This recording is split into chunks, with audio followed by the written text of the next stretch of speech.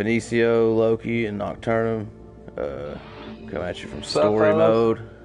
Ladies. Welcome to the next episode of the podcast. Today we got a few things lined up to talk about. We're gonna be doing a little Deadpool, a little Titanfall, a little Zelda. It's gonna be a lot of fun. Also, as always, if there's anything that you guys want to hear about or get in on, just leave a comment or reach out to us on YouTube or Twitter or email us. You can even email us directly at storymodegamesofficial@gmail.com. We do check those. We do respond to those types of things. Just join the convo. Let us know. But before we get into a whole lot of stuff, well, first of all, I'm ready to jump into this game whenever. But also, buddy Nocturnum here has his own Legend of Zelda fan theory. There's a lot of fan theories out there on the internet, but this is a Nocturnum original, from what I'm told. I've not heard it, but whenever you Well, yeah, want to get into that, feel free. Yeah. Even if it is out there, man, I haven't seen it and I haven't been particularly looking for it. So I just beat Ocarina of Time Master Quest yesterday, and one of my favorite things to do with video games, it adds a little bit of zest to the gameplay, is just, developing theories and, correlating theories with other fan theories that are out there, and Zelda happens to be one of my favorite because Nintendo keeps their Zelda games intentionally vague. But the good thing about them is ever since they started developing and releasing them, one thing that we've noticed, one of the reasons that the main protagonist is named Link, is because each game has a link to the other games, right? So, even before the Hyrule Historia, each game released in the series has always had some links to the other games, and it's up to the fans and the people playing it to figure that out.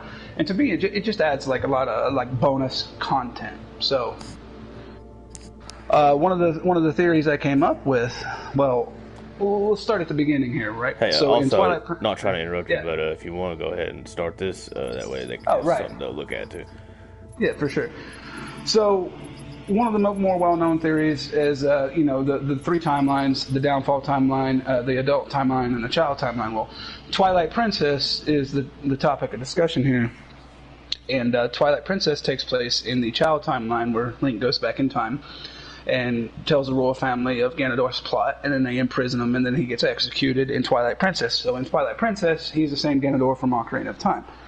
Well, a lot of people have come up with this, like, okay, well, if it's the same Hyrule as Ocarina of Time, only 150 or so years ahead, then where are a lot of the races like the Kokiri, and that was one of the theories one of the problems I faced myself. I was like, you know what? Where are the Kokiri?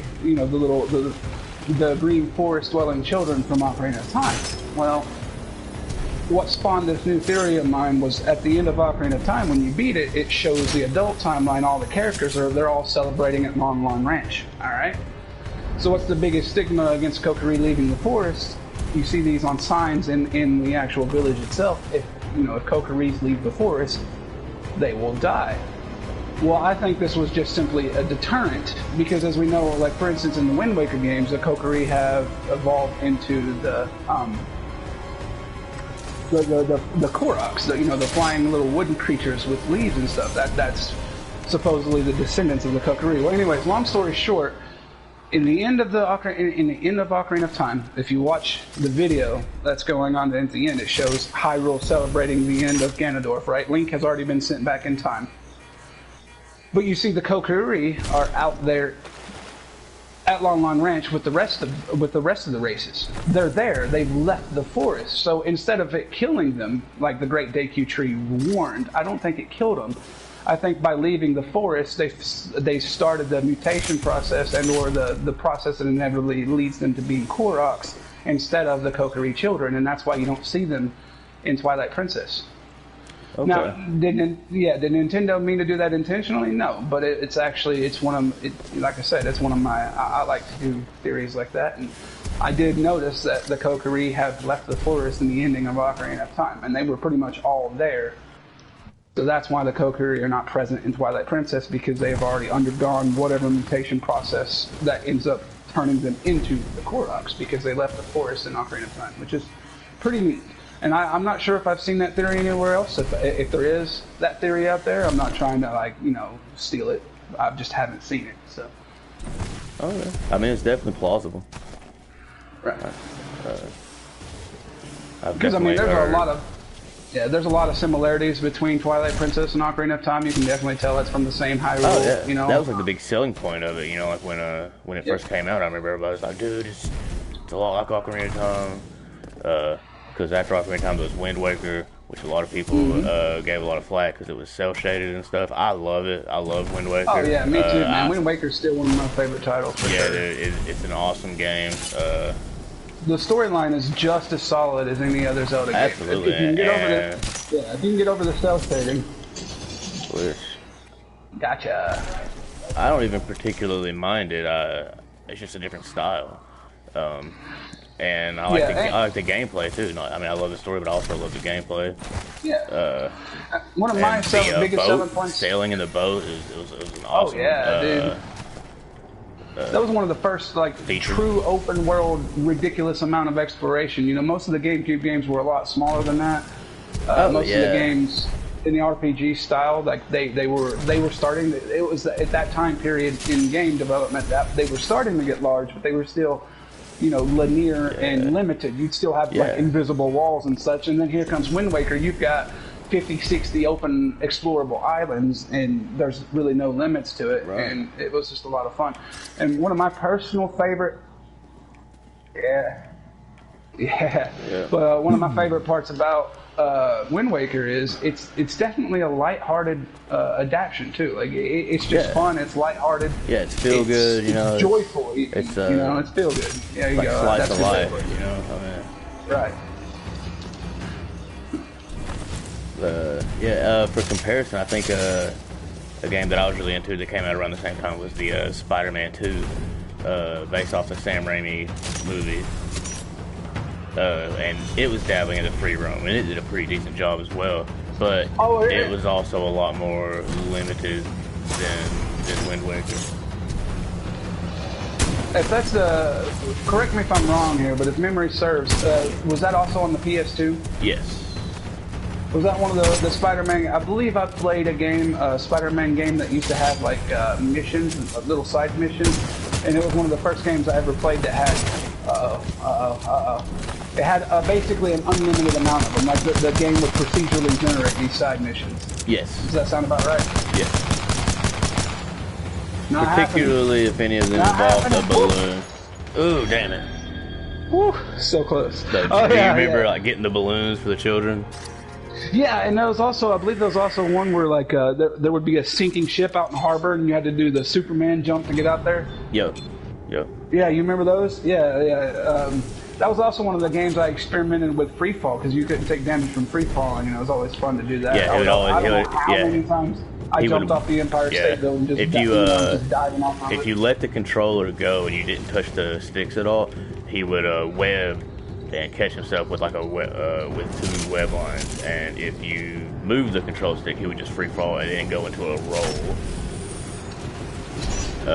But actually, me and the realist had a funny joke we had going for a long time about the balloon thing. Oh, Son of a bitch. Yeah, watch that shot. That was a good one. But we had this running joke of a kid loses a balloon, and fast forward Spider-Man 40 years. He's been doing this forever. He's out of shape. He's old. He's got a beer belly, and they're he's getting these balloons. Kid loses his balloon. He goes chasing after it. After an hour, the kid's well, I'm just going home. And then the next day, he's out in town, and Spider-Man shows up. He's all bloody, suit tattered. He's got the balloon, and it's popped. And it's just hanging over his head. And he's just out of breath. I got it. I got it. Pizza time. Right. Oh yeah. So, not to interrupt you here, but you want to go ahead and explain some of the game mode that we're playing right now? Because it is something that... This is a game mode on Titanfall 2. I think it's called Live Fire, but we've kind of set it up to where basically it's hide and seek. We do 2v1. The one person hides and the other person tries to find them. And we all have our own styles of, you know, like hiding and seeking. I prefer, I call it like, I guess if I had to have a term for it, it'd be like shadow games. Oh, you know, me and Loki are having one hell of a... Yeah, I'm spectating so the viewers can see. That was fun. But, I like to, like, pop out, disappear, you know, like, pop out in another location. Everybody's, like, looking around, like, messing with people's heads a little bit, you know, like, they're trying to figure out where I'm at. Like, where the hell that guy go, you know?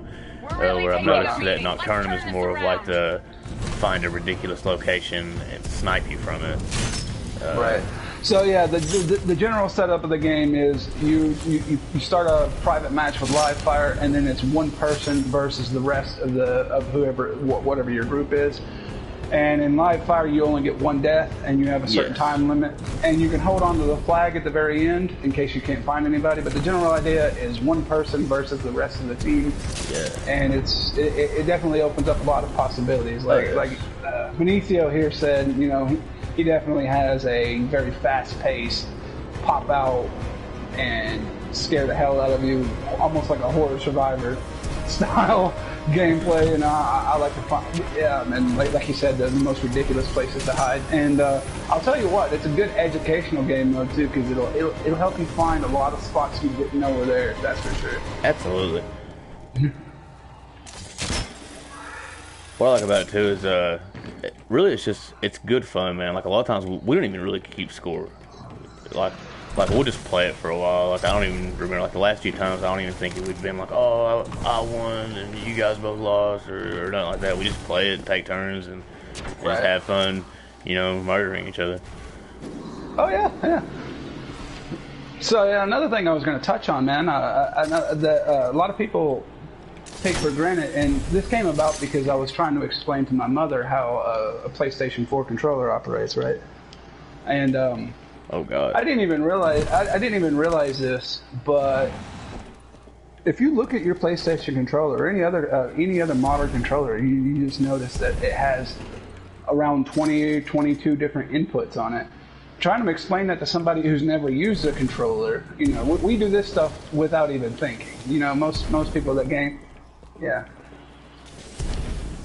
It's just right. But the thing about it is for it just struck me as odd as like how easily we manipulate 22 controls in sync and very effectively too. That's I never even thought of it that way. Like that is a lot of different input options. Yeah, for sure. And some of the feats that people pull off with these input options, I mean, like translate that into like drone flying skills or something like that. I mean, even just the average gamer is already actually pretty skilled at a particular task that most people would have trouble with if they've never done it. And most gamers, they were raised by, you know, with gaming in their life, so it's become very easy. But if you hand somebody a controller that's never played a video game before, it's quite overwhelming. You know, there's a handing them the controls to a rocket ship because they have no idea. It's like to the point too, like where like, you know, somebody does something, I'm like, just why can't you do this? Like, right.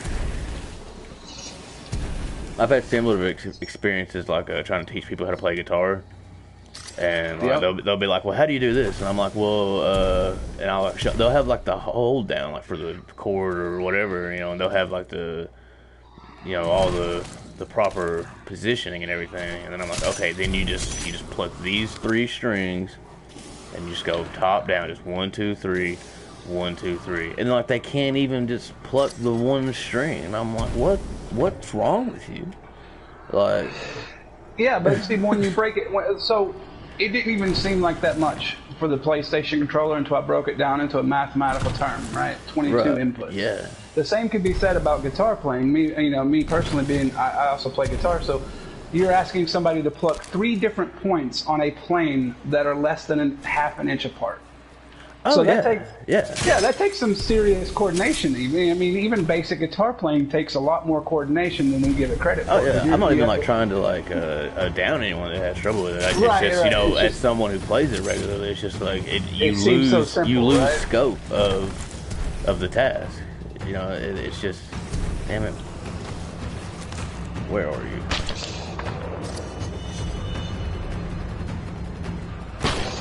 Oh, Oh, bull.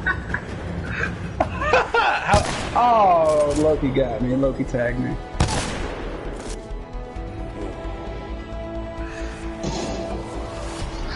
That's good fun right there. Kind of getting into like the main thing here. I'm assuming that you guys have not been living under a rock for the past few years, and that you are familiar, at least somewhat, with Deadpool. All right. So don't get mad at me. Most fans of Deadpool will, but my first introduction into Deadpool was from the X-Men movie, the original guy, like the one that they. Yeah, the one that they screwed over. Yeah. They. Oh no! You know what? Let's just get real. The one that they raped. Yeah. Right. So I've heard. And see, me being unbiased, I didn't already know about Deadpool, so I thought that was a pretty cool character. I was like, oh, that's interesting. But then other people were like, oh, no, that's not even Deadpool. Well, like, here's the thing about it. Here's the main gripe. I'm not going to go into a whole big rant about it, even though I very well could. My main gripe... Oh. I saw you too, dude. But my main gripe with it is most superheroes have like a what's the word? Not a title, but like I don't even know what the word I'm trying to think of, but it's like something that they're called, like, you know, Spider-Man's like the web slinger or the wall crawler. Superman's, you know, the Man of Steel. Batman's the Dark Knight. A moniker. You know, the term you're looking for is a moniker. Yeah. Right. Okay. You know, they all have their thing, and Deadpool has always been the merc with a mouth. And in his first movie appearance, they sewed his mouth shut. Like, but in that first movie appearance, do you ever might think that they did that almost ironically, or as like a no, dude, they just dropped the ball. They just dropped the ball. What it was that I think that it was just bad writing. It was bad writing. It was in no way done in jest at all. Like, they were just trying to take it in a new direction. And in my opinion, it was just bad writing, bad directing, bad producing, whatever it was. Why would they want to take it to a new direction if he's never been displayed before, anyways? You know, that's my thing. Well, they did that with a lot of the X-Men. The X-Men franchise is very notorious for that. Oh, really? That's right. That's right.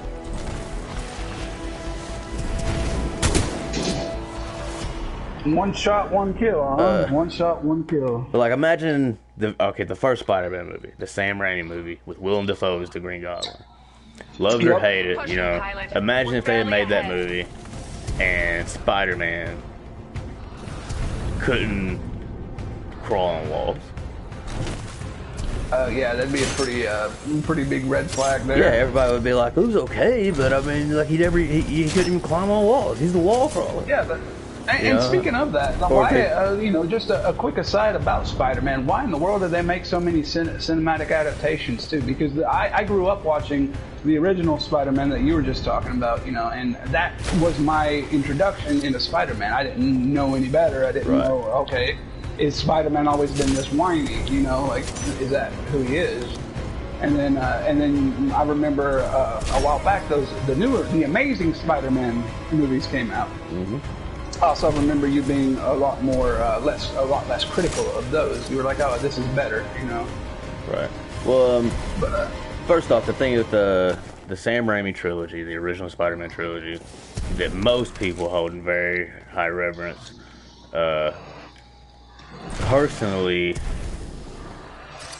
it's an unpopular opinion, but it's probably my least favorite Spider-Man movie franchise. You're talking about the one with Tobey Maguire, right? Yes. Tobey Maguire is hands down my least favorite actor to ever portray Spider-Man.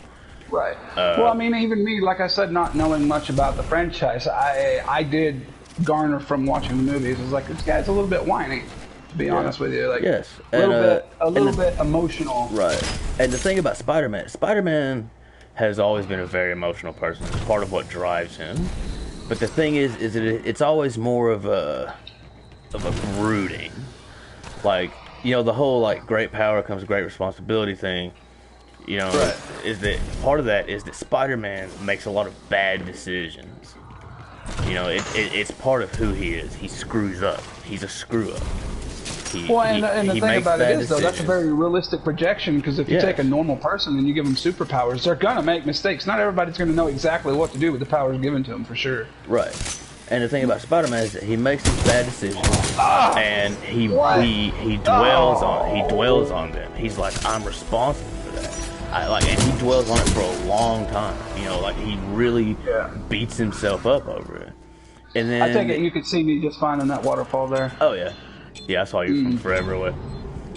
But when Tobey Maguire, and I gotta commend him, because he was, I felt like he was trying to do that, but it just came off as, oh, poor me, you know, like, oh, woe is me, like I'm a whiny little punk ass, and right. I didn't care for it. There were a lot of things about those movies I did like. It's probably my favorite incarnation of Doc Ock ever. That's comics, movies, shows, whatever, video games. Oh man, I didn't even see you. The guy that portrayed Dr. Octopus in the second movie was awesome. He's a great villain. I loved Willem Dafoe as Green Goblin, outside of the fact that the costume was horrendous. But as far as him portraying the Green Goblin, oh man, like he killed it. He knocked that out of the park. Sure. If they'd had a decent suit on him, man, like that movie would have made way more money, so much more money. And another thing, that one of the earlier concepts I was introduced to, like I said, I grew up watching those movies. I was pretty young when they came out. And one of the concepts I wasn't very familiar with, that I'm sure plays out in the comic world quite a bit, was there's something that people love more than to see a hero is to see a hero die, fail, to die trying. Yeah. And I was like, oh wow, you're right, you know, because most of the time back then, you know, all the good guys always won, and the concept of a good guy getting killed, you know, while trying to that was new to me, and I was like, you know what, that is. He's right though. And he had that dual. Also, let's switch it up to where Loki's on one, and then let him pick them out. Yeah. But so yeah, like Loki, I did terrible, man. Hopefully, I can do better against you. But all right. What map do you want, real quick?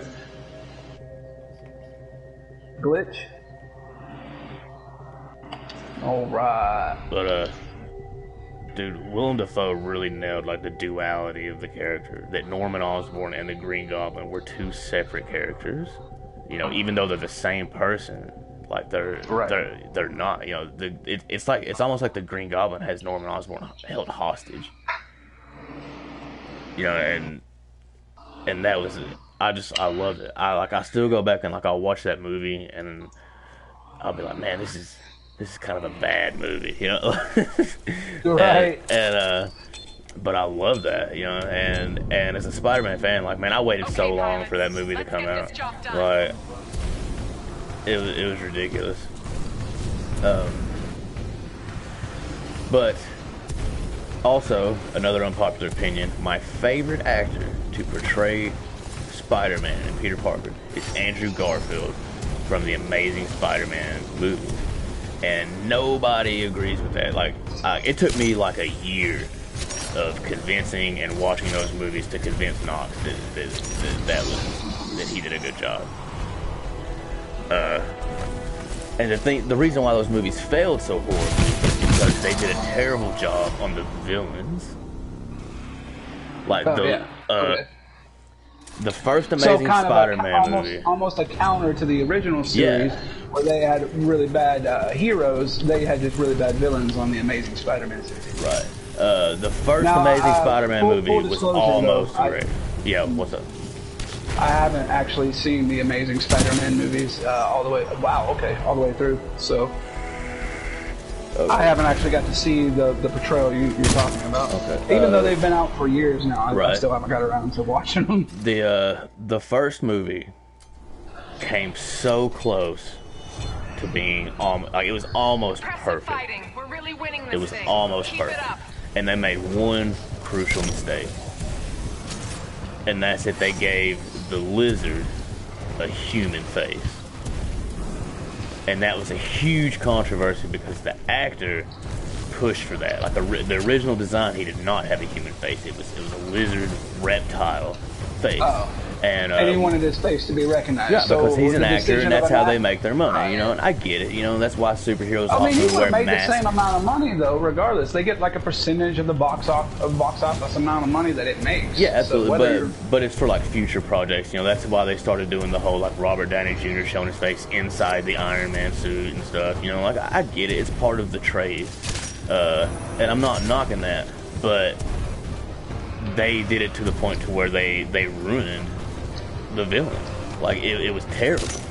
It was absolutely terrible. And even though they did it, I've still never seen that guy in another movie. I don't even know his name.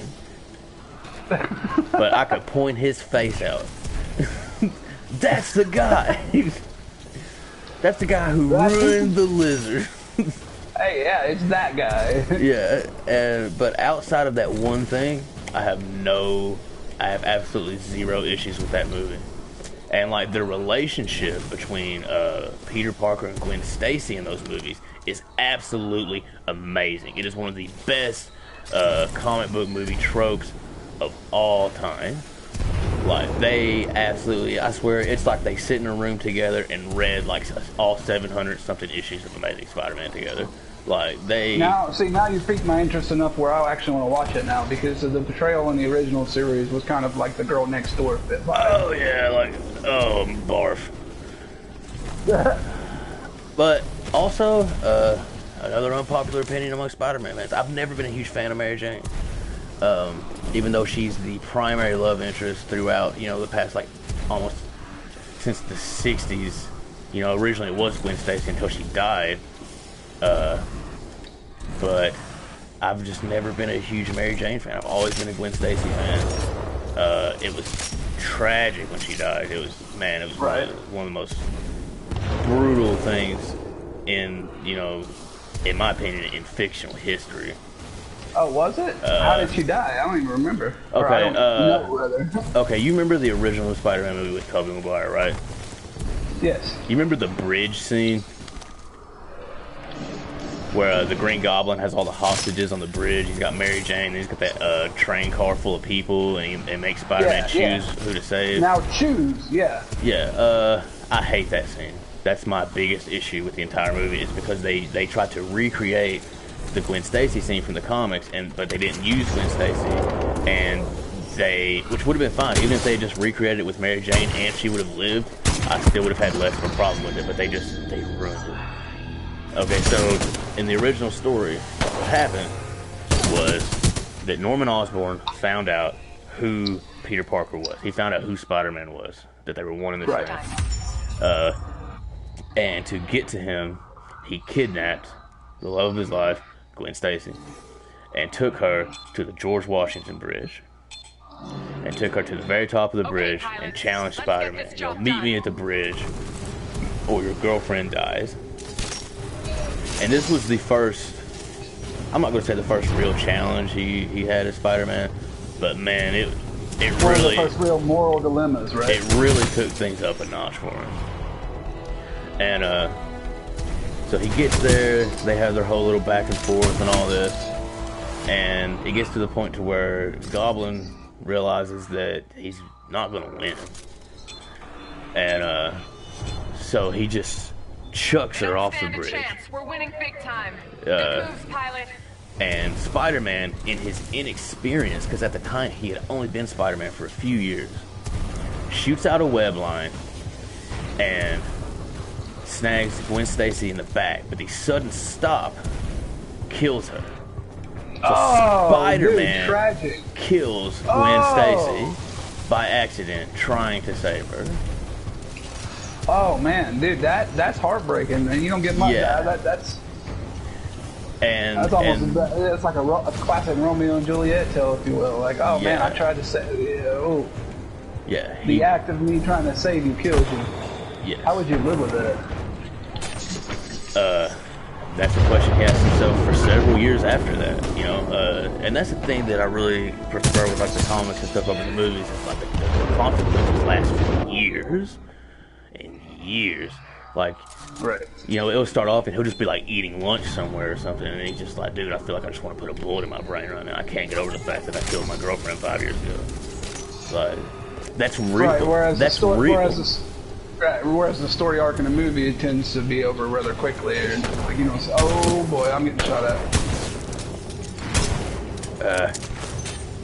It's like you said, you know, it was the last episode, you know, about the eyebrow wipe, you know. The eyebrow what? The eyebrow wipe. Like, whoo, that was close.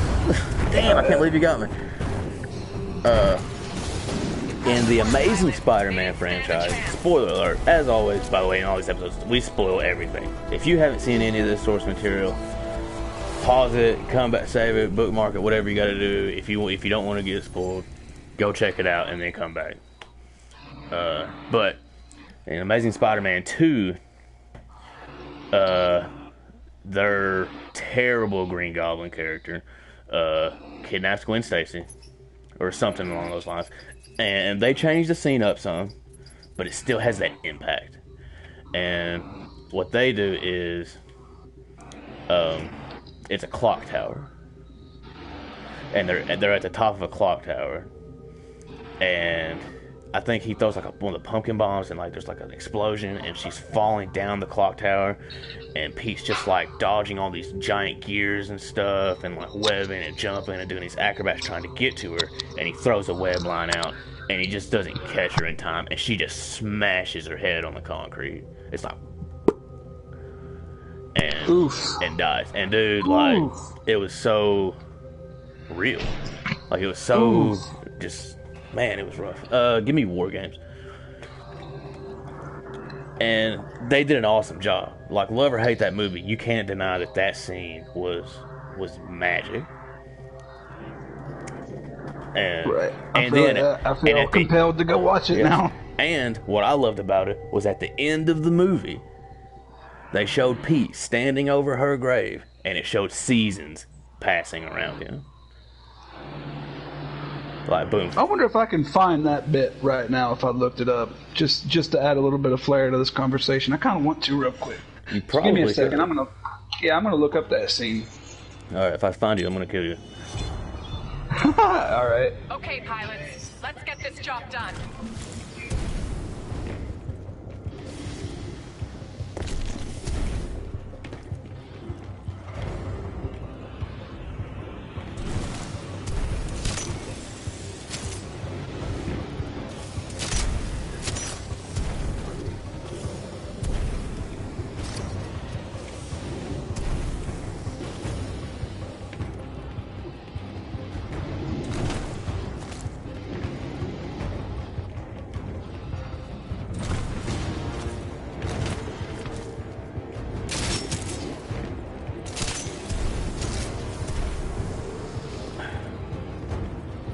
Still haven't quite got my grapple skills back.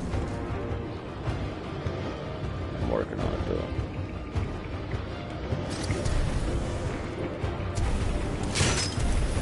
You should just be able to just look up Death of Gwen Stacy, Amazing Spider-Man 2. Yeah, dude. I think you'll like it a lot. It's really good.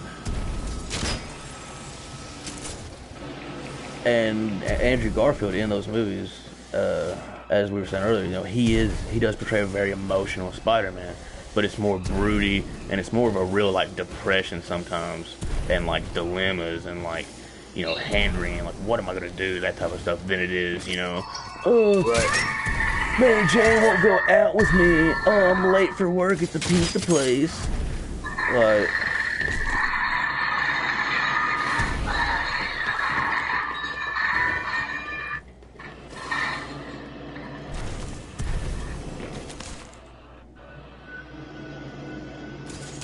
Okay, so I'm watching the scene now. The clock tower just busted to pieces. She's free falling, and he's trying his best.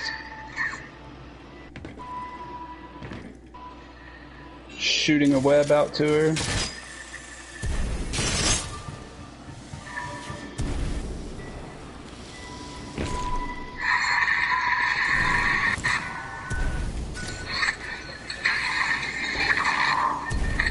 Oh! Yeah.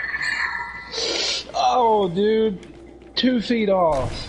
Oh. Dude, that's brutal. That's so brutal. Yeah. And as I said, at the end of the movie, when he's like at her grave, and it just shows like the exposition and like the seasons passing, like he's dwelling on this for years. It's just so powerful. Well, yeah, I mean that's a very traumatic experience to go through for anyone, man. I mean, she just popped on the ground, and like he was 2 seconds off from actually saving her. Yeah, man. And like, dude, I remember when I watched that movie in theaters, and the whole movie, I was like, man, I love this chick as Gwen Stacy, but you guys better kill her.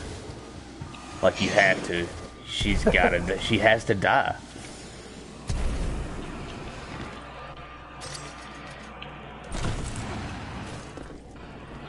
So yeah, I couldn't imagine. I mean, what would you do, especially considering you've got the burden of having the power. Damn it.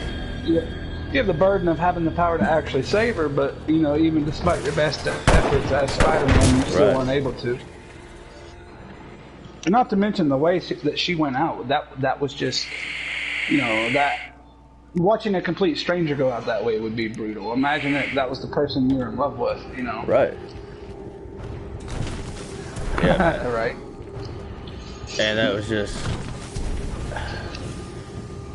I really hate that franchise didn't keep going. They even set it up to for a third one, and it was going to be like this very obscure storyline from the comics that I really loved, and they ended up scrapping it because the second movie didn't sell well because they ruined the villains, man. Like I said, they didn't do a good job on any of the villains. They used the Rhino, Electro, Green Goblin. Did they really? Yeah, and they all those were sucked. villains. I remember fighting Rhino in the N64 version. Yeah, the Amazing Spider-Man. They really just screwed up every single one of the villains. Like, they were terrible. By the way, hey, quick aside here. Have you ever played the Amazing Spider-Man on Nintendo 64? Yeah. I even unlocked all of the costumes. Yeah. But that was on N64. Yeah. Right? All right. So what do you remember about the cartridge, man? The web cartridges? Nice way to start it off. No, the actual game cartridge itself. Describe to me the game cartridge, the N64 cartridge that the Amazing Spider-Man. Shit. Oh, wow. I fell down the hole. Sorry, might be a little bit distracting. No, it's fine. I just didn't grapple soon enough. I Spider-Man'd it. Halftime. I will tell you after you describe this cartridge to me why I'm asking you to, just because it's something that's very interesting. But if you own the Amazing Spider-Man on Nintendo 64, do you recall what the cartridge looked like? A beating. Let's turn this around. Not particularly. I don't think so. Actually. Okay. Well, this goes into, of course, the Mandela effect. One of my favorite topics. But just to give you a quick little tidbit of information here. Apparently, on the N64 cartridge, and only on the N64 cartridge, Spider-Man was not depicted. So the original case for on PS1 and such had a picture of him crawling up a building, and he was in the middle of that picture. Yeah. On the N64 cartridges, he's not on that cartridge, even though a lot of people remember him being on the illustration on the cartridge. But it wasn't. If you look up the copies right now, you can't find a single copy where he's in the picture. It's just a picture of a building, which is odd. Actually, now that I'm thinking about it more actively and remembering it, I played it on PS1, not N64. Right. Uh-oh. I bet you didn't mean to get that, did you? Oh, yeah, he saw me.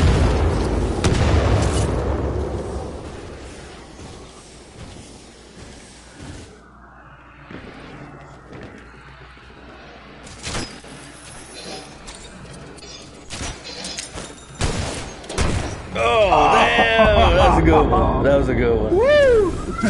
Well, yeah, that was fun. Oh, what a punch!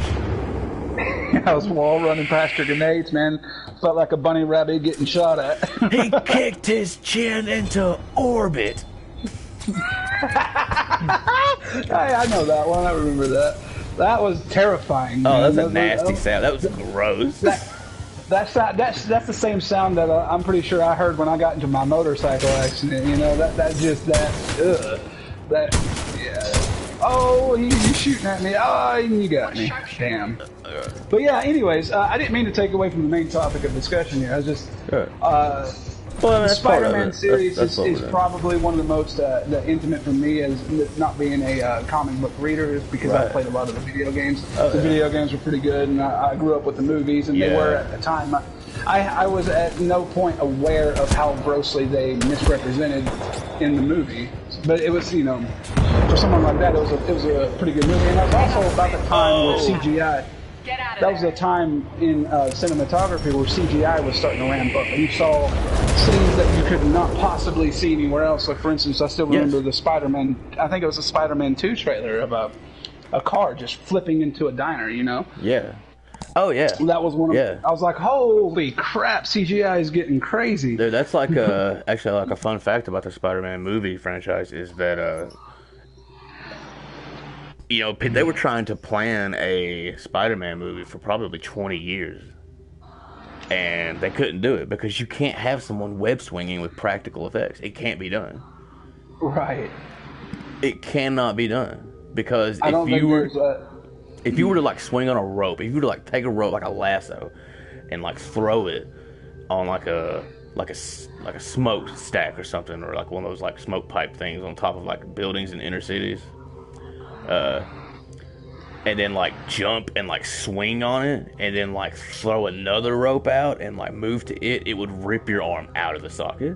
Right. There's but that's also the point. Isn't Spider-Man about like 800 times stronger than your average human or something like that? Right. Oh, that's the point. Yeah, he has the proportional strength of a spider, which translates to where he can bench press roughly 10,000 pounds.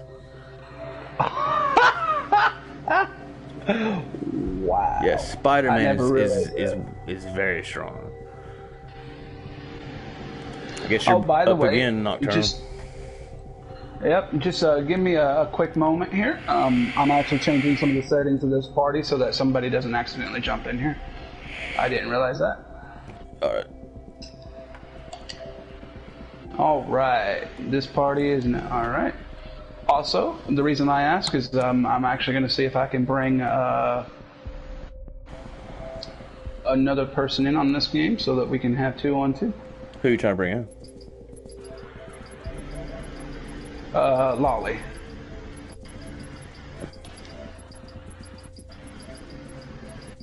Yeah, that's fine.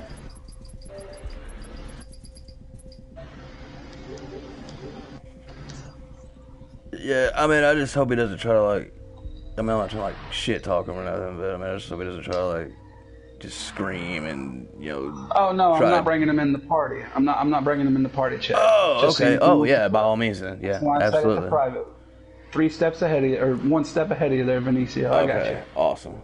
Yeah, because he's a rager for sure.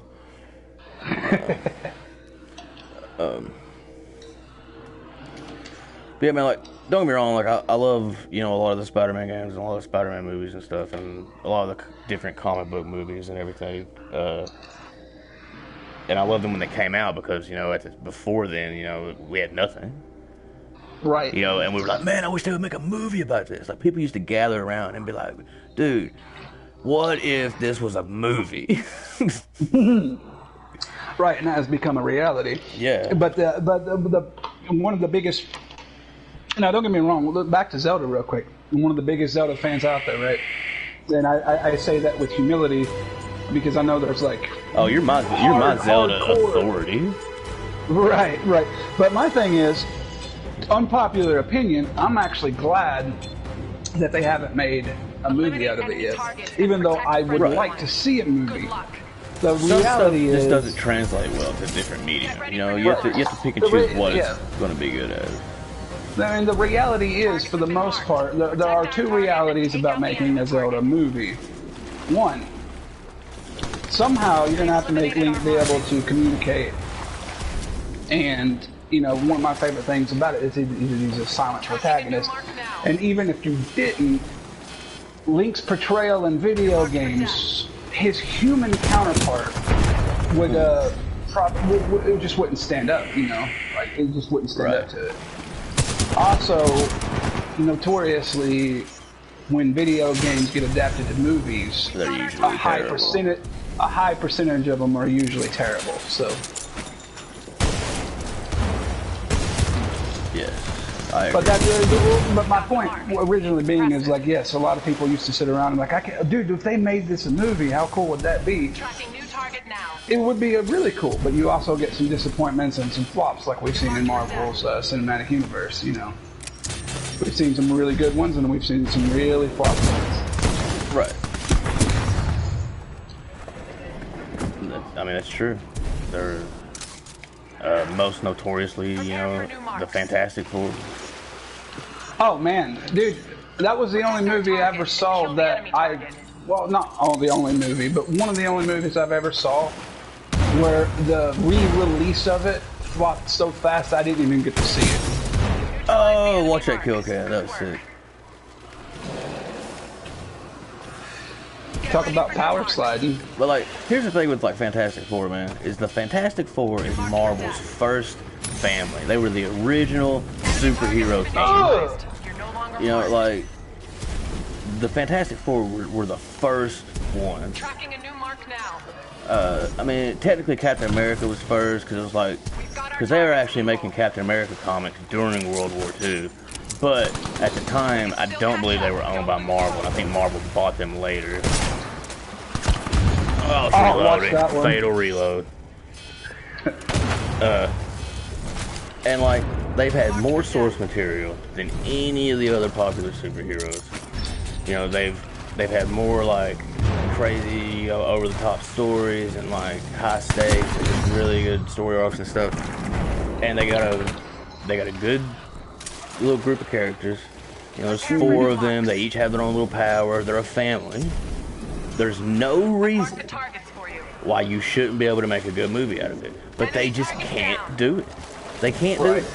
Well, see, once again, though, I'll give you the perspective for somebody who doesn't really know comics all that well. I thought the Fantastic Four movies were pretty good, but I didn't really know anything about the comics that they were portraying. As a movie, it was pretty decent. Well, here's the thing about the Fantastic Four movies. Like the first one, I didn't mind it at all.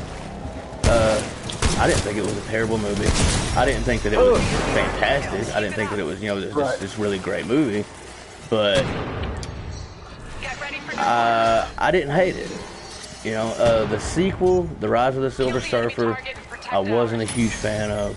But I'm telling you this, man. The reboot, which I call Fantastic, Fan what? Fantastic, because the second A in the title is the 4, Oh, okay. so it's Fantastic. Fantastic is one of the worst movies I've ever seen in my entire life. It's not even just like I've never even seen it. superheroes or That's what I'm comic saying. books. Like, Like, it dude, flopped so hard that I that never even movie got to see it. is pure, unadulterated trash. Kill the enemy mark and protect ours. I mean, it is terrible. And I was excited because I was like, oh, they're rebooting it. It's gonna be like, you know, it's gonna be so They'll good. fix it, right? And then like they put this trailer out, and the trailer made it look awesome. And like 2% of the trailer footage was in the movie. Right. I was about to say all the action that probably happened in the movie was in the trailer, right? You know how many fight scenes were in the movie? Dude, One. ow. There was Really? one fight scene in the movie, and it was very underwhelming. That's it? Yeah. Like, dude, in the trailer, they had the scene where, like, they were in a helicopter, and they were attacking this military base, and they just dropped the thing on the base like he's a bomb. And that was not in the Enemy movie. mark is down.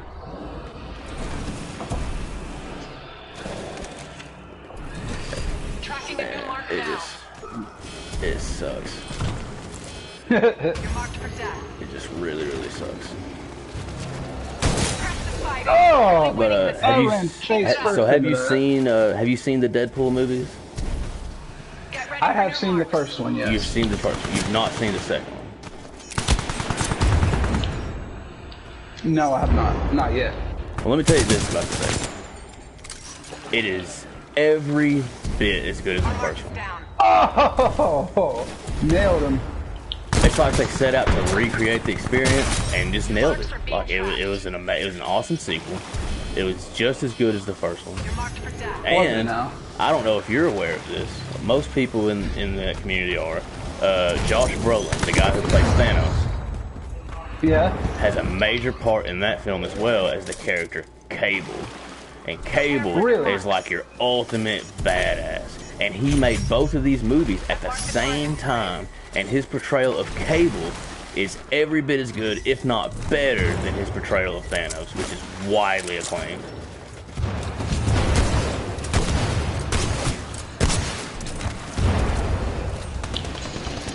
They've eliminated our mark. Yeah. So yeah, I'm definitely gonna have to see that now because I definitely like Thanos' portrayal in the movies Yeah, for sure. dude, he killed it as Cable, man. Like, it was awesome. Like, I was a little bit concerned about it because I'm like, dude, you were making another major motion picture at the exact same time. Like, they released like just a month or two apart. Like, he was going back and forth between these two Marvel characters, and man, like he did a hell of a job. I gotta give it to Josh Brolin, man. Like, I hope he sticks around I hope they bring Cable into the MCU and keep both him and Thanos in it and have Josh Brolin play both of them. Oh, you killed me too soon. Woo! You're marked for death. But Yes, it's down to the wire, boys.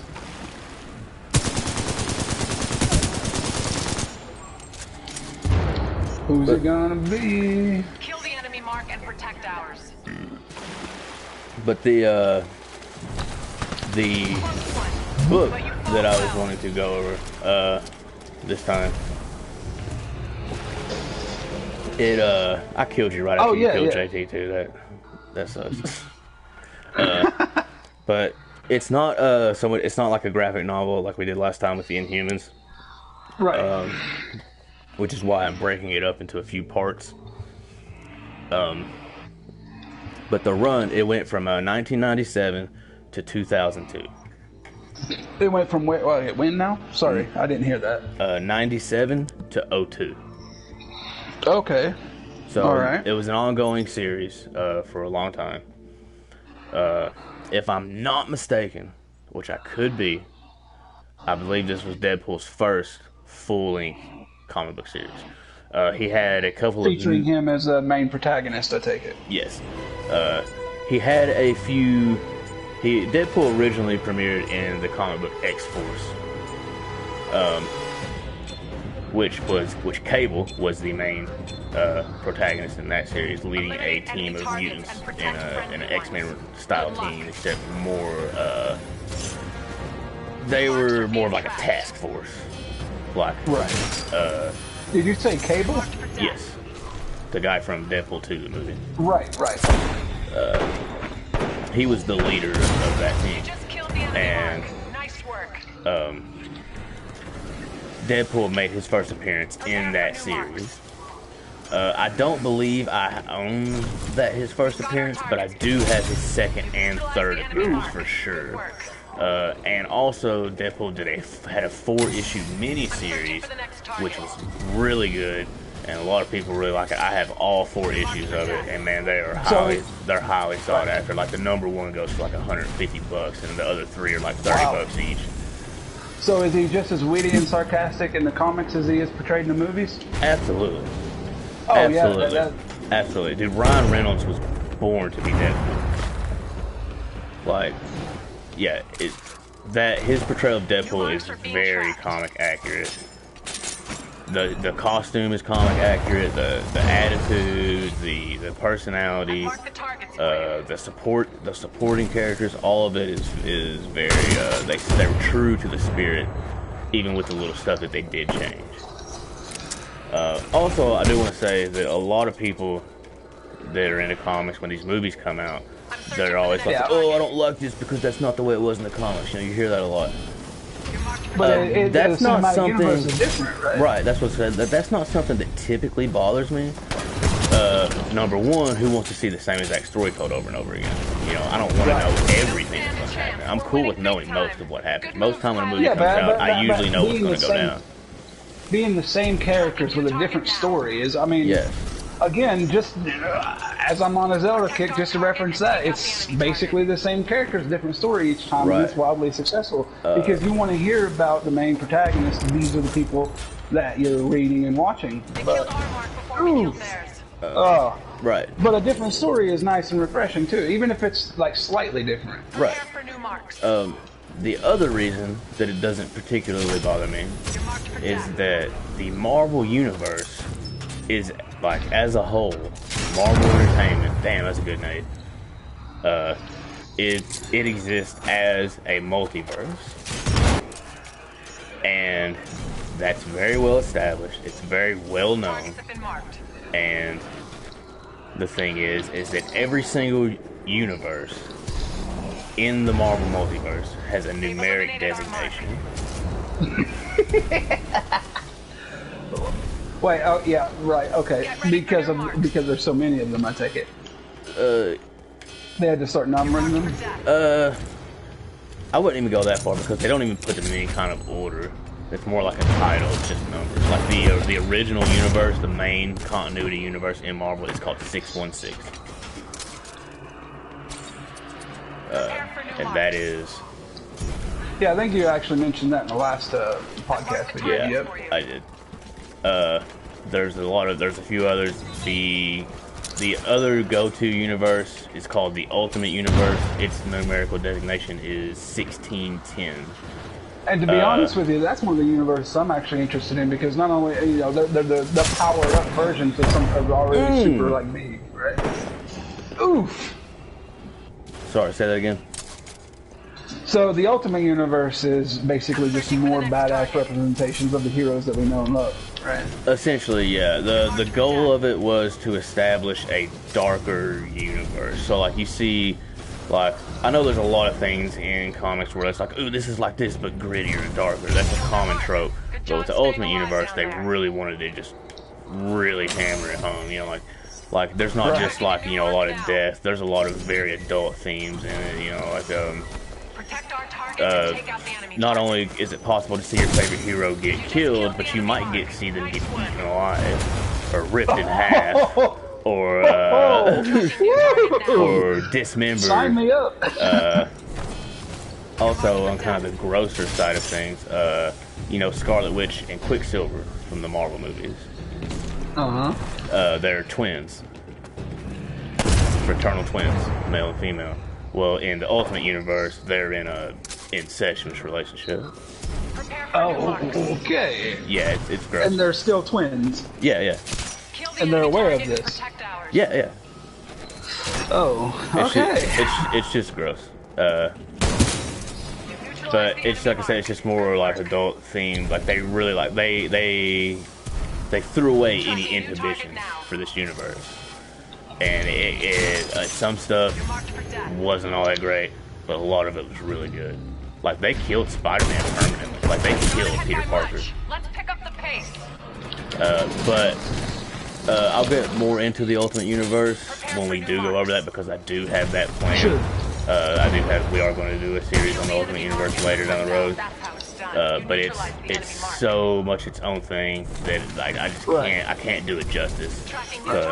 Sorry, I didn't mean to get us off topic. No, I mean it's cool. Like, I mean I'm cool. You know, I mean it's definitely fine to like you know, kind of get on it a little bit and mention it things. I'm just saying it went on for 15 years. 15 years. 15 years. Right on. Give or take. Sometimes my numbers aren't always exactly right, but give or take, it was a long time. Pretty sure that's right though. Oh, nice. Keep it up. Killed each other. I just slid between both of you. I felt like the net on a ping pong table.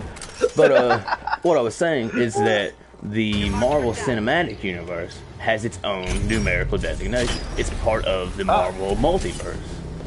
So this is an alternate universe. It's not just, it's the movie universe, so you can kind of like write it off. It is literally an alternate universe, an alternate reality inside of Marvel Entertainment. And to complain about differences in an alternate reality is just ridiculous. Right. Now I do understand that sometimes it's just like, I didn't really like the way they went with that one, but whatever. You know, if in the comics they say, oh, we're gonna do an alternate reality and this is what happens, and you don't like it, people don't typically get over emotional about it. But when it's a movie, oh, they flip out. They flip out. Well, you know, the old saying is you can't satisfy everyone. No. There'll always be. I think just the fact that they brought all these things to life on the live screen with you know, is impressive in and of itself. Absolutely. I mean, I'm giving credit where is due. Even the shitty ones is still at least an attempt to bring it onto the live action screen. Comics have been around a lot longer than their portrayal, and you know, I mean, I'm sure it's really exciting, like to have. That's like finding out that your favorite book has now been adapted to into a movie. Even if it's terrible, you're still excited about it. It's still something, you know, it's still something interesting. Good luck. Right. Absolutely. Like, and I'm very forgiving, like with a lot of the material. Like even like some of the less popular X-Men movies, I really like X-Men: The Last Stand. I like that. I thought it was a good movie. You know, they kind of like combined a couple of major X-Men story arcs into one movie, and that was you know, a bit of a bad decision. But ultimately, I like it. Thought I had you there. Tracking new target now. I didn't like X-Men Origins. I did not like X-Men Origins Wolverine. You know, that's just the one. That's the one. Oh, you didn't? I thought it was pretty good. Well, it was action packed, if nothing else. Oh yeah, I mean, don't get me wrong. It did have a lot of good action sequences in it, but they were just. I didn't like the way that they changed the CGI on the claws. Got the mark.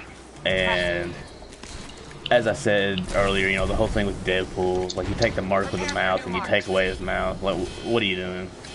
What are you doing, man? You're marked for death. And there was just a lot of things in that movie that I just didn't particularly care for. Ooh, through the wall, but okay. Oh. Oh, wow. Oh, have you now? But anyways, more about like let's get to the meat and potatoes here. I kind of want to know what That was the enemy mark. Keep Deadpool it up. series. So you said it's not a graphic novel, and then is it a comic book series? Yes, it's a comic book series. It was an ongoing series from '97 to '02.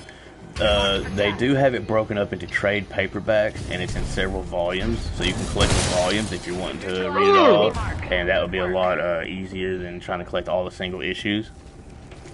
Get ready for your mark. You just get a trade paperback, and it'll have like, you know, 10, 15 issues in it. Cool. You saw me. Nah, I saw you on the radar. Oh, man, I'm missing a lot today. Well, But, I mean, we're distracted here, so. Right. Okay, so for the first, over the course of these years, they went through a couple of different creative teams in this comic. But starting out, and kind of like for the majority of the run, We're barely ahead. the writer was Joe Kelly. I'm searching for the next Alright. target. Now, Joe Kelly has a bit of an interesting story in and of himself, Marked for death. in that the way that he was hired was very unorthodox. And that Marvel, at one point, was running this program. I don't know if they still are. They might still be doing this. I'm not sure. But I know at one point they were doing this. For death. They called it the Stan Hatton Project. Really? So was that a play on the Manhattan Project? Maybe. Yeah. It was. They named after Stan Lee. They called it the Stan Hatton Project. Gotcha. And what they did was they went to like these different like graphic design schools and different colleges with art programs and stuff, and pretty much like held these competitions or contests between like the students. And basically it was, if you win, you get a job at Marvel. Impressive. And Joe Kelly was one of the people who got a job through the Stan Hatton Project. Nice. So he's one of the he got lucky, or not lucky, but you know what I mean. Like he won the sweepstakes, if you will. Yeah. And he is He's a really good writer. He's done quite a few really good things. The enemy mark. What was I, Mark? I don't know. I was looking at the mini Get map, ready for honestly. new mark. Alright, sorry. Kicks. So he wrote the first 33 issues of, You're marked for death. and then at that point, he got moved to X-Men, which in the 90s in Marvel, that is a major promotion to get, because the X-Men was their top book. The bread and butter, right? Yes. Tracking new target now. You can tell which books were doing the best, You're marked for death. and what time periods, basically by how many they were putting out, honestly. The Marvel's top books are, for most of their existence, have been Spider-Man and X-Men. Prepare for new mark. Which is very different from someone like DC, because their top ones are like, first of all, the top selling comic book of all time, or not of all time, but like throughout history, has most consistently been Batman. Batman's always Really? the comic that's selling the most. People are buying the shit out of Batman. They always have, they always What's that will. one? So when something outsells Batman, that's when everybody's like, dude, that's a good book. Right, that raises an eyebrow. It outsold Batman. Actually, the current Amazing Spider-Man run is outselling Batman. Huh. It's really good. Prepare for new marks. So yeah, he got essentially he got promoted, and he was You're marked for death.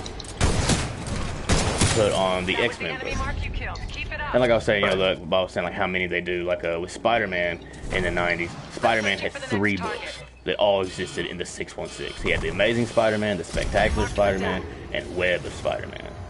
And the way they did Web that, of Spider-Man? Web of Spider-Man. And the way they did that was that the Amazing Spider-Man focused more on his life as Spider-Man, with some elements of him being Peter Parker. And the Spectacular Spider-Man focused more on his day-to-day life as Peter Parker, with some elements of him being Spider-Man. You're marked for death. And the Web of Spider-Man was basically where they would try out new creative teams. You had to prove yourself in Web of Spider-Man before you would get put on one of the other Spidey books. Gotcha. And X-Men did something very similar. They had the X-Men, and then they had the Uncanny X-Men. And those were like the 2 of the best books in Marvel in the 90s, and I just killed myself with the grenade. And so, as I said, that was a big promotion. He got put on an X-Men book. But when he got put on that X-Men book, You're marked for there was a death. lot of tension between him and the editor of the book. They had a lot of creative differences. And I understand both of their sides of it, because, you know, you're hired to write this book. I understand, like, why you should be like, you know, just let me write it. But at the same time... Well, then again, what's the editor... Typically, an editor's job is to basically proofread the material, make sure that there's not a lot of discrepancies and stuff. So I'm assuming the editor in a comic book world also has some input into how the story goes then? he pretty much has, like, final say. Okay, alright. Which, as I said Alright, last so week, you know, like the different creative teams on different books, they're free reign to operate, you know, as they wish. You're marked for death. But most of the time there will be someone who's over it all. And they'll either be called the editor or the chief or the editor-in-chief or chief creator or something like that. Alright. You're marked And for being trapped. the editor of X-Men and Joe Kelly had a lot of creative differences. And Joe Kelly was quoted as saying that he felt like he was You've neutralized the enemy mark. Good work. being interfered with, where he couldn't do his job, and it got to the point to where he quit Marvel Comics and went to work for DC. No shit. Yeah. Now, that's not as uncommon as it sounds. A lot of writers and artists have worked for both, because a lot of them start out under contracts before they're offered a full-time position. So they'll do contract work for DC and for Marvel, and then eventually they'll get a full-time job at one or the other. But he had a full-time job at Marvel and quit and went and worked for DC full-time. I believe he's still there. Now, this the guy you're talking about here, though, was he responsible for illustration or for story writing? He's the writer. All right, now. You got what now? He's going to make dinner and eat. Oh, okay. He's the writer.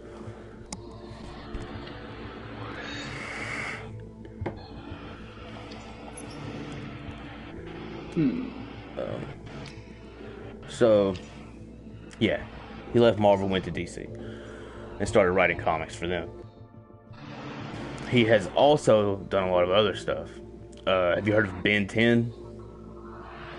Yeah. He was on the creative team. He was one of the main creators of Ben 10 as well, that show. And he is also the co-creator of the Darksiders video games. What? Yes. Who? What? Huh? Yes. What? And anyone... Wow. Yeah, the Watch Monsters. Yeah, that's Ben 10. But yes, anyone who's not familiar with Darksiders, get it, play it, beat it, love it. Like, did you say Darksiders or Dark Souls? Darksiders, not Dark Souls. Oh, yeah. Hey, man, it's still a great video game franchise for sure, man. I thoroughly enjoyed Darksiders 1 and 2. I haven't played the third one yet. But... I beat the third one a couple of months ago. It's really good. You play as Fury.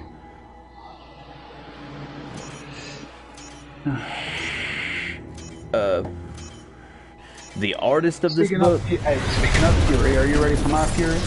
Eliminate I all guess. enemy titans. You're Ronan, you're gonna win. I'll change it up. But, What? sniped his ass! What? You just made my highlight reel, fool. Oh, that was awesome. Oh, I was just trying to mind my own business. Yes. Where the hell did you come from? That was awesome. But yes, the artist of this book, his name is Ed McGuinness. Okay. I don't really have a lot to say about Ed McGuinness. Not that I dislike him. His style is not really the style I usually go for. It's more cartoony. I sent you some art samples. I don't know if you got them. Oh, you did? Let me check. Yeah, I sent them to you via text.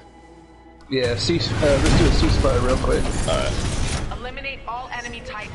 But yes, here's the main artist. You know what? A quick question about our podcast here. How does is one able to listen in on our live stream here?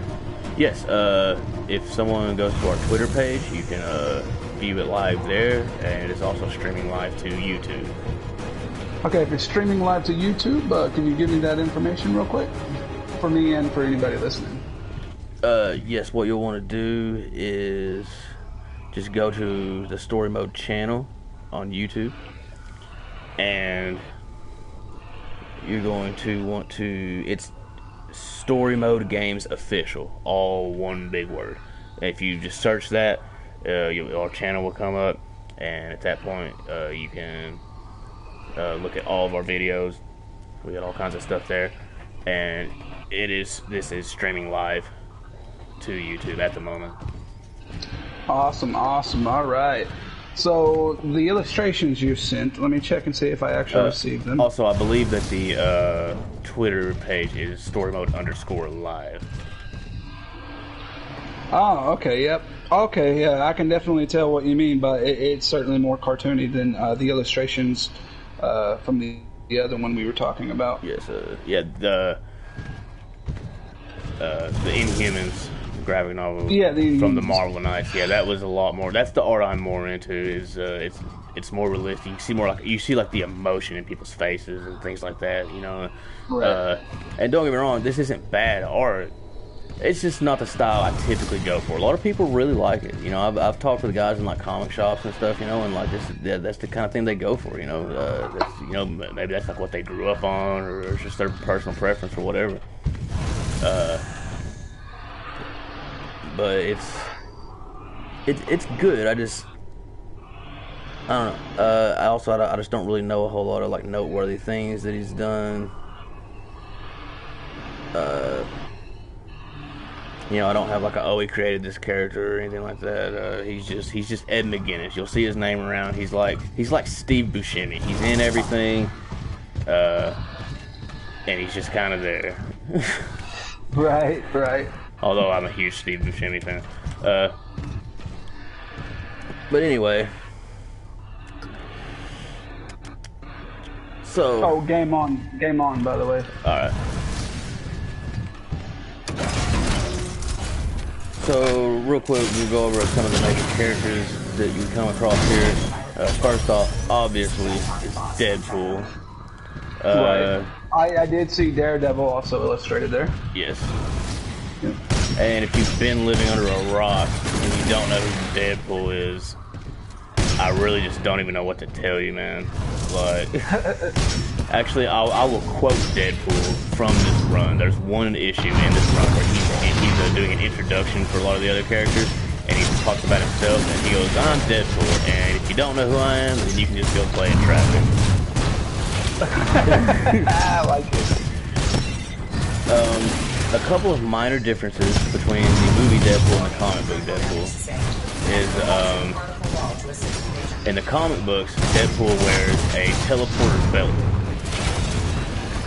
so that he can travel across the world in an instant. Wait, Deadpool can do this? It's a device. It's not an ability. I can't believe you won that. Did you die? Nope. That didn't kill you? Nope. Oh, you phased whatever. Yes, sir. Face dashed.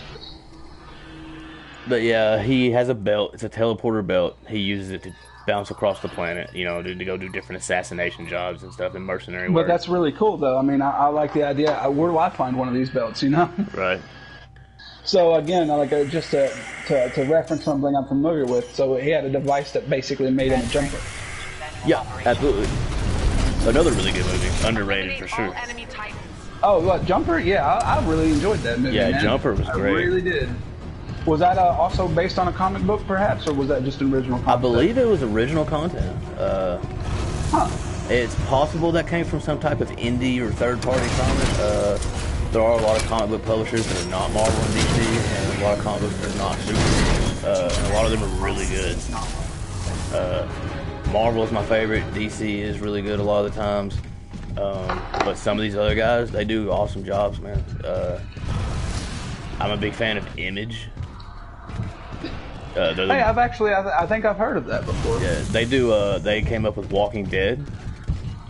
Yeah, okay. They also hey, that's a great series. Yeah, it is. Sure. They also are the ones who came up with Spawn, if you remember that movie. Never saw it, but I'm familiar with it. Yeah, they came up with that. They have a Wildcats. They have a lot of really good stuff. I have actually, Wildcats. Just to bring up a memory, I believe we used to talk about Wildcats back in the day too. Oh yeah. 'Cause I'm somehow familiar with that. Yeah, that was a big thing. Especially with me and Warcat, we were both big Wildcats fans. So also, the thing about Deadpool in the comics is Deadpool is insane. Obviously he's insane, everyone knows that.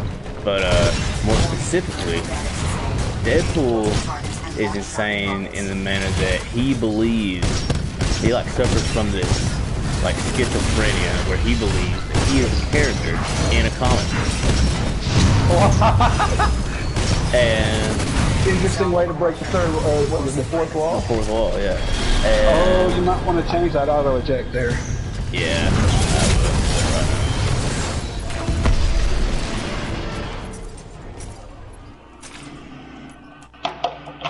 will. So, a lot of times in Deadpool comics, or when he's around, you'll see him say things like some big twist will happen, and he's like, "Oh, I totally saw that coming." Everybody's like, "How?" And he goes, "Well, when this guy said this on page 6, he gave it away." And they're like, "What are you talking about?" He's like, "Page 6. Turn the pages back a little bit. Look at the third panel down. You'll see it. It's right there." And, and then Cable or Wolverine or somebody's like, "I'm so sick of this fool." Right, they're not aware of it. Yeah, and or he'll be doing something. Whoever created that concept, that's actually really, it's a really ingenious plot mechanic. Really, I like it. And then, and he'll make a lot. And Deadpool has a lot homoerotic humor, in the movie. he'll be like, "Hey Wolverine, you know, let's make out." Give the reader something to enjoy, and then Wolverine's like, "What reader?" And he's like, "The guy reading the comic book right now." Oh, man, I switched. Fucking. Now you're a scorch. This ought to be interesting.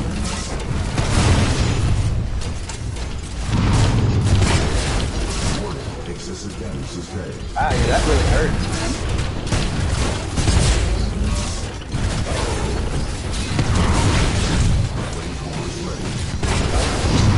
Fuck, dude!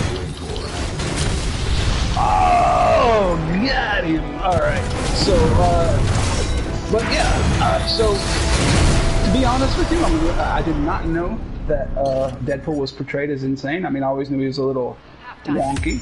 I didn't know that he was actually insane in the comics, and that his specific insanity was hilariously thinking he was a comic book character. Which does that actually make him insane though? Because it's true. It's like, for instance, to me that makes an actual like a reference to our mental disorder, or also our mental disorders, actual disorders. Right. Well, not only that, like for instance, simulation theory. You know, a lot of people think that's absolutely preposterous and crazy. But what if we're all just in a virtual world right now, and our avatars are becoming aware of the fact that we know this, similar to the comic book? It doesn't really change anything. Right. Elon Musk believes it. That's his belief, is that it's a simulation. Oh man, you're kicking my ass.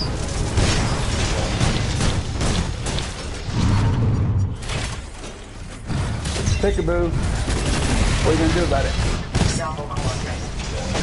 Oh! That's what he's gonna do about it. Okay. Oh, you pulled me on that one, man. You didn't get behind me. That's knee to the face. Just felt great. It was just what I needed to start off my day. Right. Okay. Also, do you remember the character in the movie, like the bartender guy? Vaguely. The guy who's like, "You are a tough motherfucker." Like after he gets his face all fucked up, he's like, "You're a tough motherfucker to look at. You look like a topographical map of Utah that has sex with an avocado." Right. Wow. Like that guy. Ouch. Just reliving that burn. Yeah. Whew. But that guy, his name is Weasel. And Weasel is the guy who builds like all the tech and the weapons and stuff for Deadpool. And Deadpool like kind of considers him his best friend, but he also treats him like shit. Deadpool treats him like shit? Yeah. Huh. Like Deadpool is not a good person. Right. You know, he kills people, like he takes advantage of people, like he's bad. And then he has like these spells where he's like, "I want to try to do better." What'd you do to me? I don't even know, honestly. I threw the rockets out and then I hit the shield and then you just kind of fell out. One of your rockets missed my Titan and smacked me in the face as I was trying to get back in my Titan. Well played.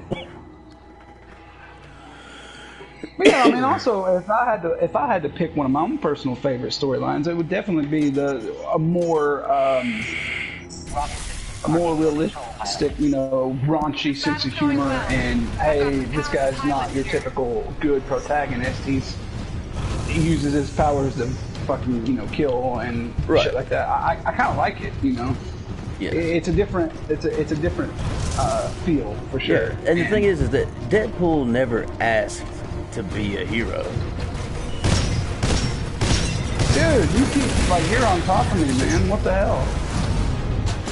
How do you keep knowing which side I'm going to be on, eh? I don't know, man.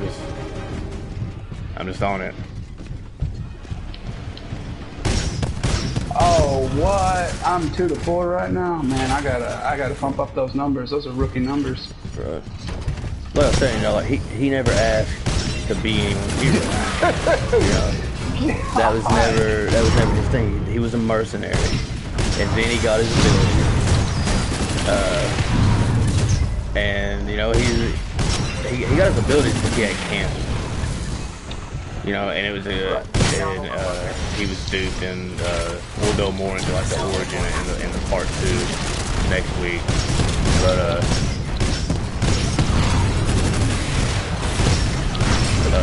you know, he's not a hero.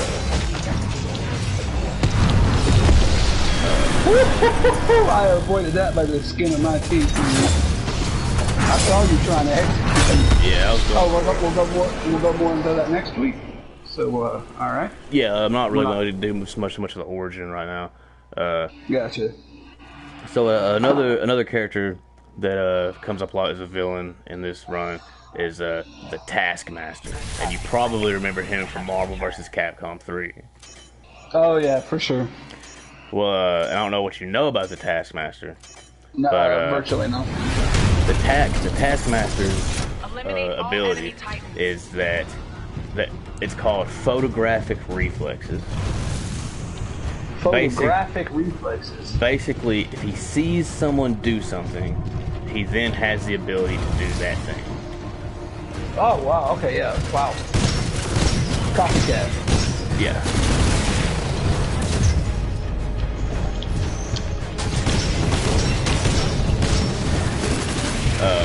The Taskmaster is actually going to be the big villain in the upcoming Black Widow movie that comes out in a month or so.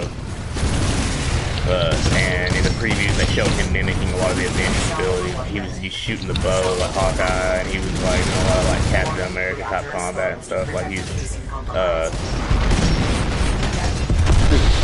who you salvo for? No, the first one was yours. I thought you hit me with one too. Oh no, that was just a rocket barrage. Yeah. You got the extra rockets, don't you? Yes, sir. Okay, that's what it is. Well, this is it, man. Last round. Yeah, the Taskmaster makes for an interesting villain pretty much most of the time, no matter who he's fighting. Because, you know, he can watch you fight for like 5 seconds. And he's got you pegged. Eliminate all enemy titans. So he's a Dark Link of sorts. I like it. Right. He's able to mirror you. Once you start attacking, he's able to mirror those attack patterns, right? Yes. And, dude, that was how do you beat yourself? You know, like that's the classic portrayal of how do you beat yourself? Somebody with the same powers and such as you. Right. That one. Well, another character that shows up here is, or actually, oh yeah, another character that comes up is, she is a mutant. Her name is Siren. Basically, her vocal cords are amped up. She can scream and put out like this sonic blast. It's somewhat similar to Black Bolt from the Inhumans, I guess, but nowhere near as powerful. Right. Woo.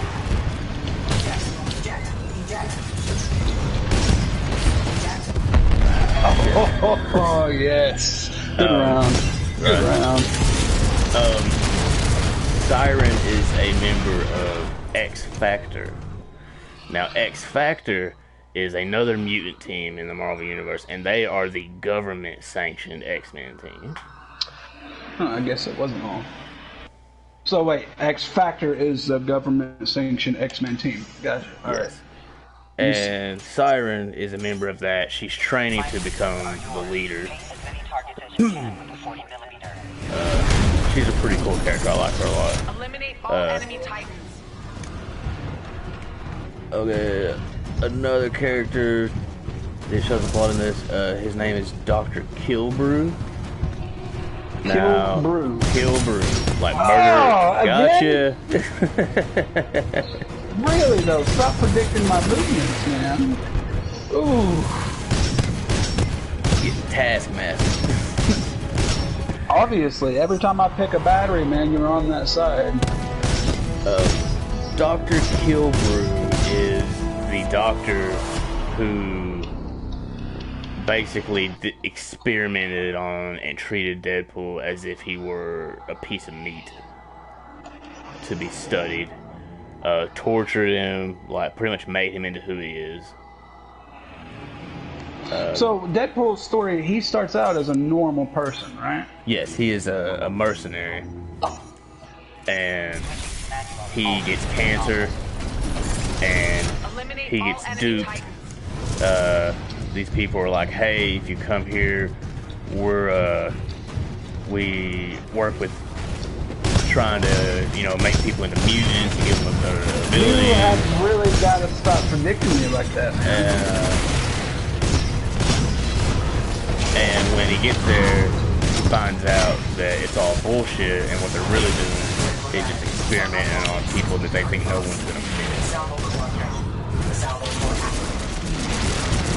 And like they torture them, like they dissect them, like it's super fucked up. Right. And Dr. Kilbrew is the surgeon, so to speak. And then also, as you said earlier, Daredevil makes an appearance. No! And I'm sure you're familiar with Daredevil, right? For sure, yeah. And then the last character I want to go over real quick. Her name is Typhoid Mary. Yo, check out the kill score, man, real quick. Sorry, but you've only got 2 Titan kills. Wow. I don't know how that happened. Did you kill me outside of my Titan that many times? I guess so. 4 times. Yeah. Wow. All right. So what you were saying though? Her name is Typhoid Mary. So, isn't that the name of a disease? Or a person that started the disease? Yes. Or something similar? Typhoid fever or whatever. The patient 0 of that disease is referred to as Typhoid Mary. And it's kind of, I guess, where they got the name. Her name's Mary Walker. She is, I don't think she has any superpowers, per se. She has multiple personality disorder. And, she has, like, at least 3 personalities that are, documented. One of which is a very shy, timid girl. Doesn't like conflict or confrontation at all. Right. Another one is like basically super slutty. And the third one, who is the personality referred to as Typhoid Mary, is just a straight up psychopath. Like, yeah, okay. Murders people.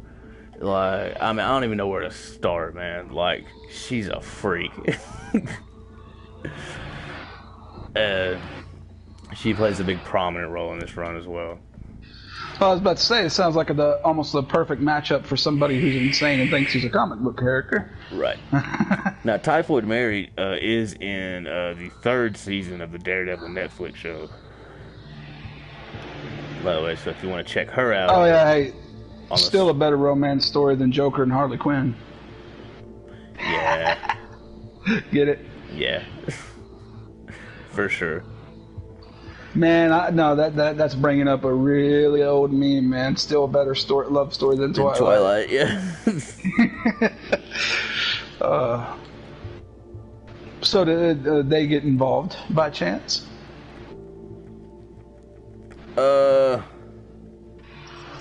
Like romantically or sexually? Yeah, either one. Not particularly. Still a better love story than Twilight. Right.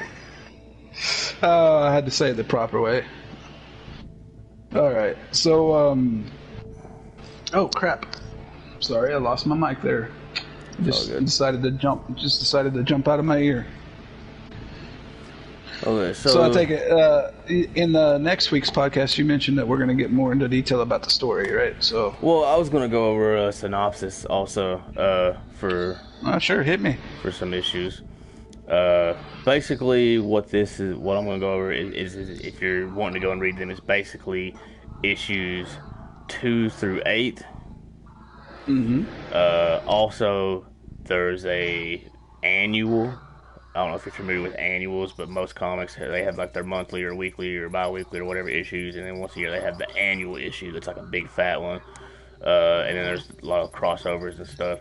and there's a Daredevil, Deadpool annual that crosses over with this Typhoid Mary story. So Gotcha. you're gonna want to read it as well. Probably I would read it after issue 7 and then go read 8. Gotcha. So, hey, with this game mode, real quick, let's make it snipers only. Let's make it interesting.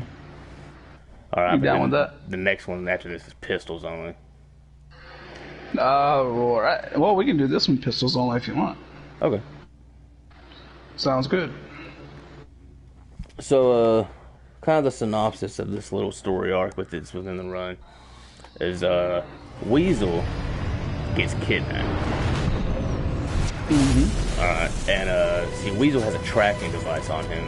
In the event that he gets kidnapped, Deadpool can find him and teleport to his location and save him. So Deadpool uses the tracking device and finds him in Nevada. Eliminate enemy And targets. I guess for like frame of reference, Deadpool lives in San Francisco, Prepare for new marks. Okay. which is a little refreshing because most Marvel heroes are in New Marked York. for death. Right. So Deadpool finds himself in Nevada, and he is at the Taskmaster's School for Henchmen. Oh shit, sorry. Reflex.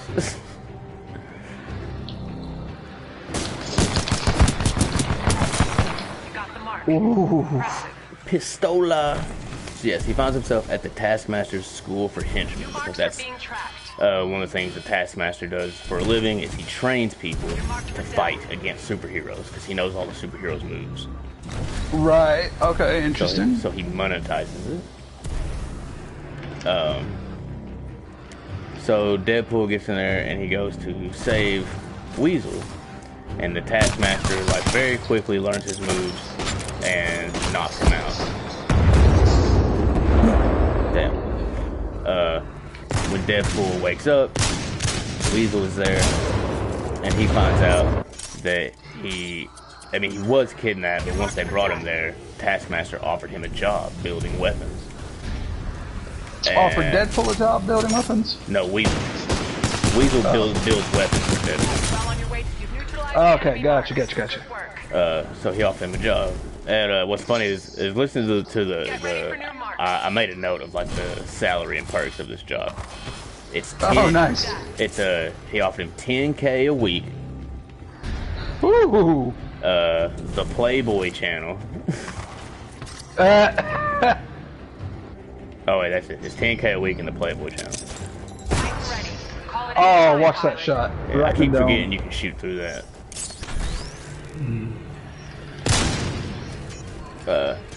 And I just thought that was funny. Like what a job. You're marked for death. 10K a week, 10K a week to build weapons, and you get the Playboy channel.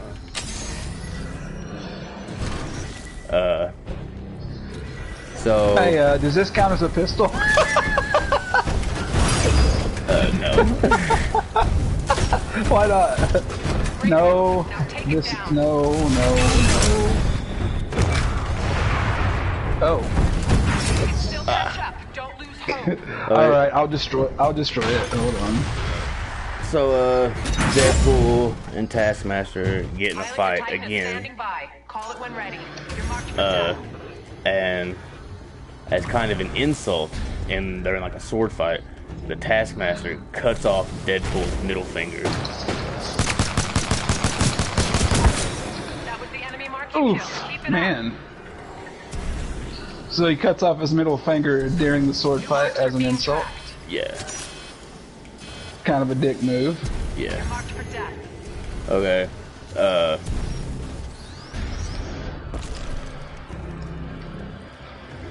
So, and Taskmaster is kind of whooping his ass because, you know, he knows all his moves and stuff. And so Deadpool, as a way to counteract Taskmaster's photographic reflexes, is he starts dancing. Really? Yeah. Because Taskmaster's like, I know all your moves, you can't defeat me. And he's like, you don't know all my moves. Classic. And so he starts dancing. Whoa! That's a pistol. How do you destroy it? Press up and then hit square 3 times. I actually didn't mean to. So yeah, he starts dancing, and then so he'll just be like dancing around him, and then just like throw a punch, and like waylay him, or like be dancing and like doing these crazy moves, and then like kick him in the balls. And, Right. You know, and, Makes like, it completely unpredictable. Yeah, like he can't predict it. And doing that, he defeats him. He defeats the Taskmaster. Which is, I'm sure, a very, very hard task, right? Right. Oh, I didn't get it up in time. And then basically, he tells Weasel that if he'll come back and work for him, he won't give him 10K a week, but he'll give him the same pay he's already making, and he'll also pay for him to have the Playboy channel. That's like a perk. And so they go back. Nice. Oh, what? What? Watch the... Wow. Yeah, that was good. Oh, we killed each other, man. That was crazy. Yeah. That doesn't happen very often. So kind of like fast forward a little bit. That bar that all the mercenaries hang out called Hell House. Oh, that grenade got me. Oh, it got me too. So yeah, it's called Hell House, and actually the original name for it was Saint Agatha's School for Wayward Girls. What is that? What? It was just I mean, it's just like you know, this isn't a bar for mercenaries. It's a Catholic school. Like, right. I get that. That just goes along with the raunchy humor portrayed in Deadpool for sure. Yeah, exactly. I think in the movie they stuck with the original name. I think it's called Saint Agatha's School for Wayward Girls. And but in the comics, after a while, they renamed it to Hell House. So Deadpool is hanging out at Hell House. You used my own shield against me. I couldn't shoot through it. Wow, right. I didn't know. Yeah, watch. You see those bullets hit it? Yeah. That. I'm sorry, but that was dubious as all hell. Oh, Use my own cool. shield against me. Yeah, that's a tone move right there. Right. So he's hanging out at Hell House and he gets a package. And the package is one of his gloves sent to him by a villain known as Black Tom Cassidy. And one of his own gloves. How did that happen? Well, in one of the earlier miniseries, Black Tom Cassidy cut off Deadpool's hand. And Deadpool keeps like spare shit like that around because he loses limbs a lot.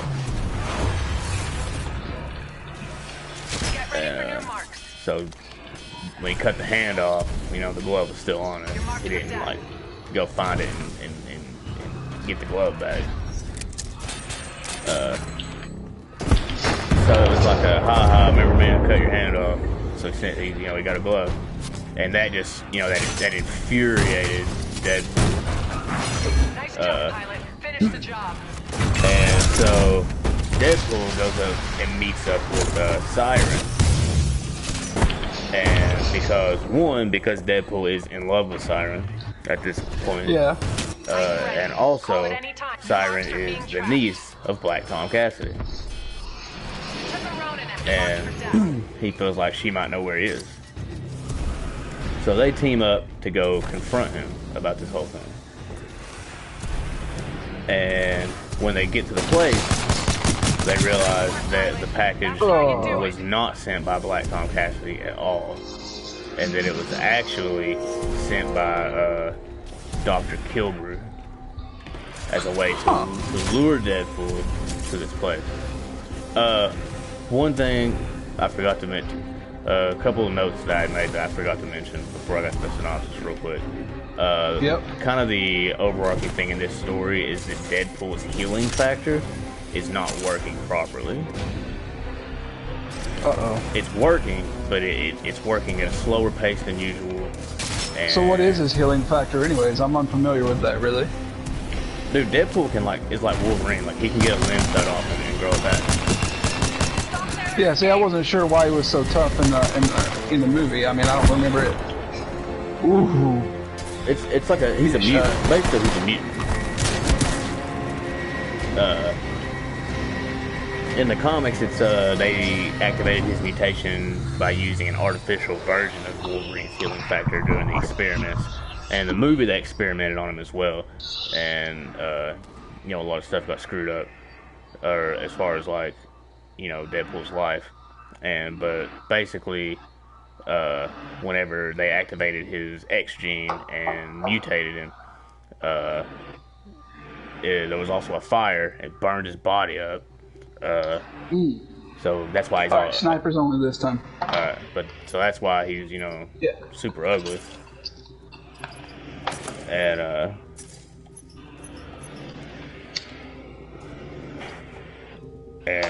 yeah, he has the healing factor. That's why in the movie, you know, like he'll break a bone and just fix it, or he'll get his, like in the first movie that you saw, he gets his hand cut. He cuts his own hand off, and then it grows back. You know, like it's all little.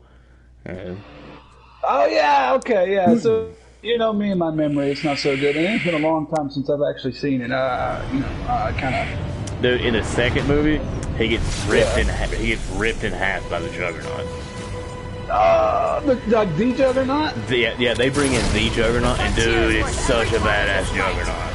Like he's so cool, and he rips Deadpool in half, and Deadpool like drags his torso to the apartment. And he's like growing his legs back, and no way, man. Yeah, dude, what? it's so like, and at one point he's just like walking around his apartment, and he's got a grown man torso and head and arms, and little baby legs.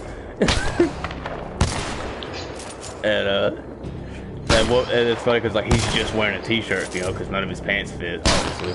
Oh wow, that bullet went right through you. And at that point in the movie, Cable shows up, and like they're having this conversation. At the end of it, he's like, you know, he's like, I'll never forgive you for making me fully realize what a grown man with baby balls looks like.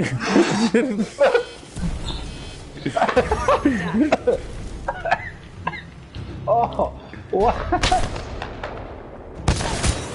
Got I tried to it. duck it. I tried to duck it. Did you tell me you saw me try to duck it? Kind of. Searching for the next target. No, I mean, as soon as you shot, I hit the crouch button. And, You're marked for death. but yeah, I'll never forgive you for making me realize what it's like to have baby balls. It's hilarious, dude. Like it's so good. It's such a good movie. So anyway, they get there and they realize that it was not Black Tom Cassidy, that it was actually Dr. Kilbrew. And he tells Deadpool, he's like, I know your healing factor's not working right. He goes, but what you don't understand is it's more than that. And he tells Deadpool, like, you know, your healing factor is diminishing completely. And when that happens, you know, because that's the only thing preventing you from having cancer. And so you're dying. Oh, how am I gonna let you do that to me? And because he's got like brain cancer, lung cancer, pancreatic cancer. Oh, so he got. But what caused him to have all that? Oh, no one really knows. I guess he just had, like he got like it's just like one of those things. Like he got sick and goes to the doctor to see what's wrong, and the doctor does like a MRI. He's like, dude, you're eat up with cancer. Oh shit! Like you're dying. You're marked for death. And that's the big thing in the movie is that he's like, you know, he doesn't want, you know, his girlfriend to see him, you know, like that, you know. So Dr. Kilbrew theorizes that gamma radiation will inhibit the degeneration and fix the healing factor. But the problem is that you can't, he's like, I can't just expose you to gamma radiation, it won't work. I need like a gamma irradiated liquid to like bathe your insides with, like inject it into you. Oh my god, no, that's not, it's not happening. No, get out of here.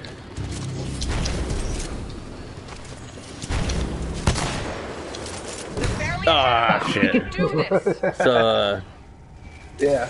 Your Titan is and ready. if you want to get some type of gamma irradiated liquid, what's the perfect source? Is that a trick question? McDonald's? Ha! You're not wrong. But Oh, watch that kill cam. Woo! Ah, got him. Got him. but the Incredible Hulk. Oh, right, yeah. All right, that answer. Now that you tell me, that's so obvious. Yeah. So they travel to Florida, where the Hulk is, to try to get a blood sample from the Hulk. Which shouldn't have to tell you how difficult of a job that should be. Oh, bullshit.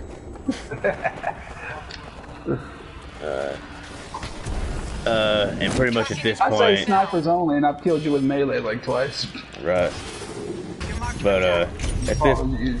at this point, you know, is where you insert the obligatory fight scene, because the Hulk is not going to be cool with it. Hands hard. Ah, We can still win this thing. Woo! Nailed it. But right, of course he's not gonna be okay with that. Like, that's a hell of a job, man. Like, oh, what? Let's just, let's go with one of the strongest creatures on the planet. yeah, And- a natural disaster made out of Right. rage. Right. That's exactly what the Hulk is. The Hulk is classified as a natural disaster in That's Marvel great. Comics. Like, there's Hulk insurance. Like, and the thing about the Hulk is that, dude, I don't care who it is. If you're reading a Marvel comic book, every Marvel character, every one of them has had an issue where they run into the Hulk. And most of the time, how it goes is they'll just be going about their daily routine, you know, doing whatever they're doing, and you just hear,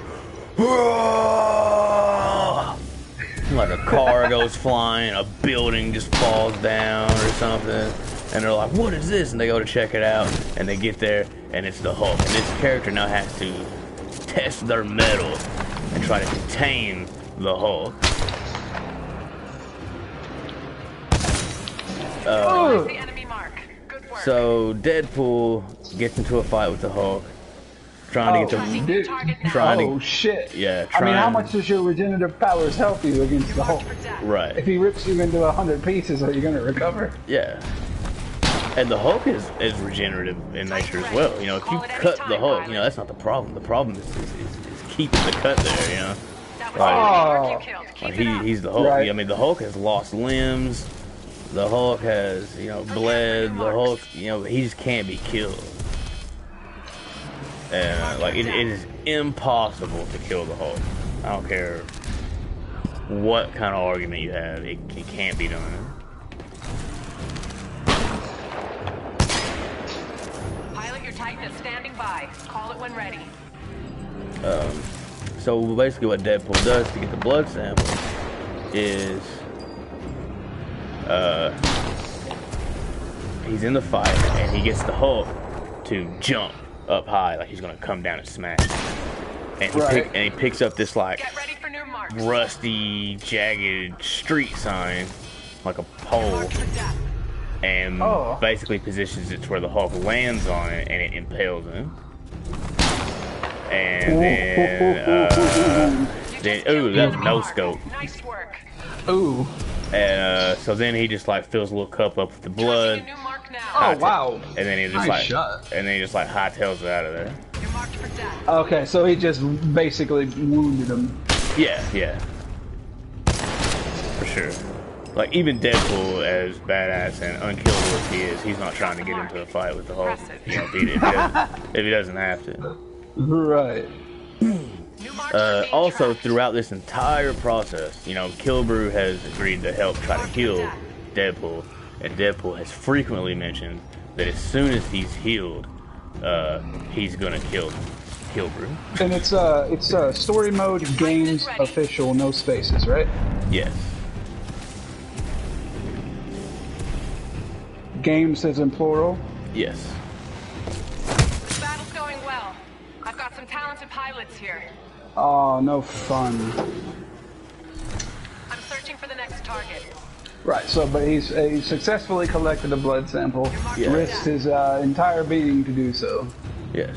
And as I said, Killbrew, Deadpool hates Killbrew.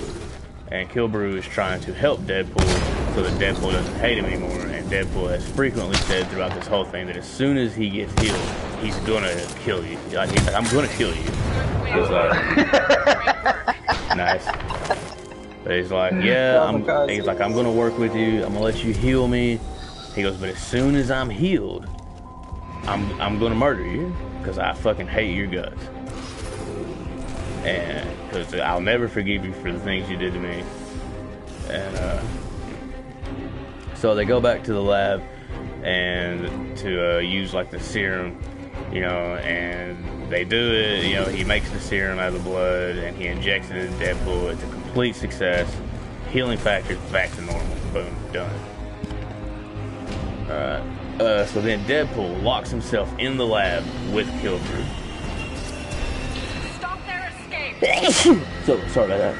So, hey, what's the title of this podcast?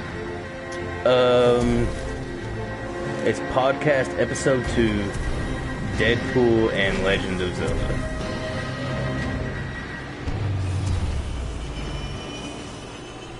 All right.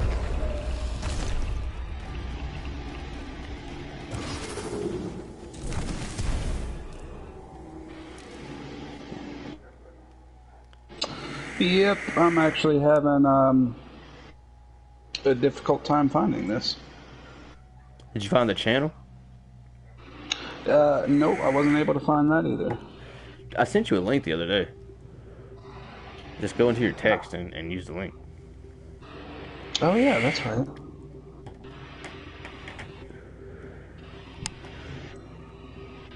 Alright, but you were saying? Yes, so Deadpool locks himself in the lab with Killbrew, with the intent of executing him.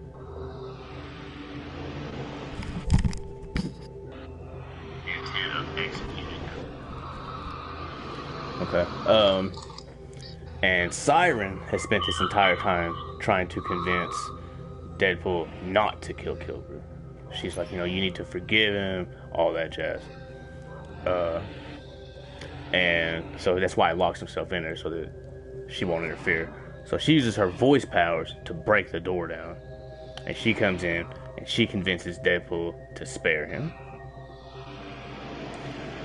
And it's really cool. There's like this whole thing where he's like, you better idolize this woman because she just saved your life. Like, you better remember, like, from now on that, like, death was knocking on your door. Right, right. And this angel saved you. And, but he spares him on one condition. And he tells Killbrew, you have to track down every single living person left that you experimented on and help them with whatever they got going on in their life right now. Every one of them. And if you don't, I'm going to come back and kill you. Wow, that's a pretty tall order. Yeah. And there were a lot of them, dude. Like, it's a lot of people. So does he make any more appearances? Not that I'm aware of. I'm sure he does at some point, but I mean, I've not read every Deadpool comic, so I'm not entirely sure. Does it ever like show any other of the experiments that he did? Yes. In those comic series? Interesting. Yes. That's what. Actually, the program that they were running was called Weapon X. It's the same program that spawned Wolverine. Nightcrawler was also a victim of Weapon X. X-23 was created by Weapon X. Really? Yes. They weren't all Dr. Killbrew. He wasn't the only one doing it. Right. But they all came out of the same program. And that's why all of those characters have kind of had a bond. Because they went through that tragedy together.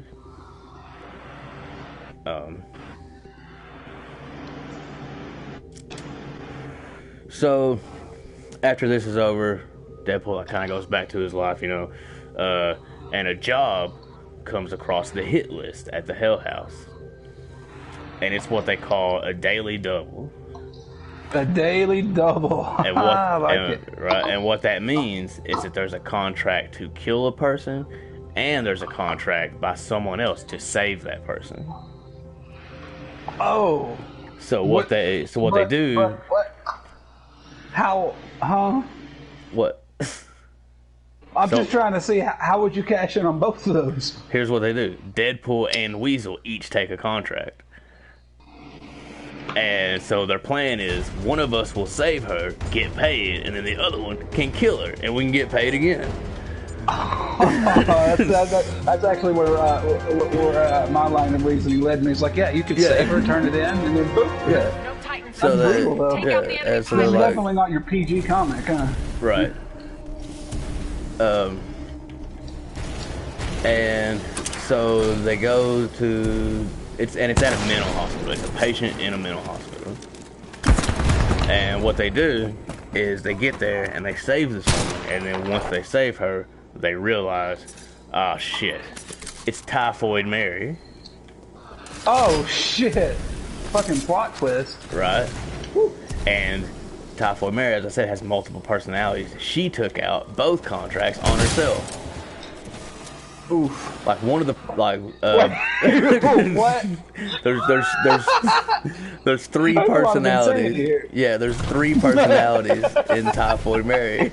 And she took out both contracts on herself. Save me. No, kill me. No, save me. No, kill me. Yeah. What?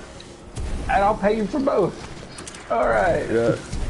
I like it. And then once they realize that, they also realize this bitch doesn't have any money. Is that how they meet? Yes. Oh, That ouch. is how Typhoid Mary and Deadpool meet. So what Deadpool does is he's like, well, you owe me money. And basically she offers to fuck him. And okay. Because I mean, we are talking about a Deadpool comic here, so. right. And Deadpool's like, bitch, please. Ain't nobody trying to do that. You owe me money. And so what he does is he takes her to Hell House and has her start going out on jobs and doing hits and coming back and giving him the money. He's like, you're gonna work for me now. Like, you're paying this debt. Forgive me, I think I've forgotten. Does she have any special abilities besides being really crazy? No. She does have a lot of skills. She's very good. Like, she's a good fighter. Like, she goes toe-to-toe with a lot of Marvel heroes. But as far as I know, she doesn't have any actual powers. Basically, her big role is that she's a hitman for the Kingpin. Ah, okay. Or was Wait, at the one same point. Kingpin from Daredevil. Oh, ouch. The same Kingpin from Daredevil, right? Yes. But at this point in Marvel Comics, the Kingpin is out of commission. So, man, you and that shotgun gotta go. right. So he's like, you're gonna do these jobs and you're gonna give me the money. So they're at Hell House and they're doing a lot of different stuff, you know, and basically she discovers a repressed memory that she had. And she doesn't say what it is. All she says is that, oh my god, I just remembered. We gotta go kill Daredevil. That's not something that I would consider, like, you know, a stroll in the park. That's Daredevil you're talking about. Oh yeah, Daredevil is a beast. I can't wait till we get into some Daredevil stuff on the show. Like, it's gonna be good. I love Daredevil. So Deadpool goes to New York with Typhoid Mary to help her kill Daredevil. Right. And once they get there, Deadpool kidnaps Foggy. Who's Foggy? Foggy is, basically he's Daredevil's best friend. Okay. Daredevil and Foggy own a law firm together. Nelson and Murdoch. Foggy Nelson and Matt Murdoch. So he kidnaps Foggy to draw Daredevil out. And it works, obviously. And when they meet, Deadpool actually warns Daredevil. And he says, hey man, Typhoid Mary's in town, and she's coming for you. So he's playing both sides. Oh, you tried to duck it? No, I tried to slide and I just missed the button. So it tells him, hey, Typhoid Mary's in town. So they go after Typhoid Mary together. Right. Hey, just a quick aside here. Yeah. The Daredevil movie back in the early 2000s, was that a good one? A good representation? Because I also grew up watching that movie, and it was I liked it. So, it was. Was it good or was it bad? I liked a lot of stuff about it. There's some things that I didn't care much for, but all in all, like, I didn't hate it. It gets a lot of hate. Compared to the Daredevil series on Netflix, it's a pile of trash. Yeah, I see. I haven't seen the series on Netflix. Dude, you gotta watch it, dude. You have to watch it. You have to watch it, dude. It's one of the best things Marvel's ever done. Really? That good, huh? It's that damn good. I'll take it on your authority for sure. Plus, the Punisher and Elektra show up in season 2.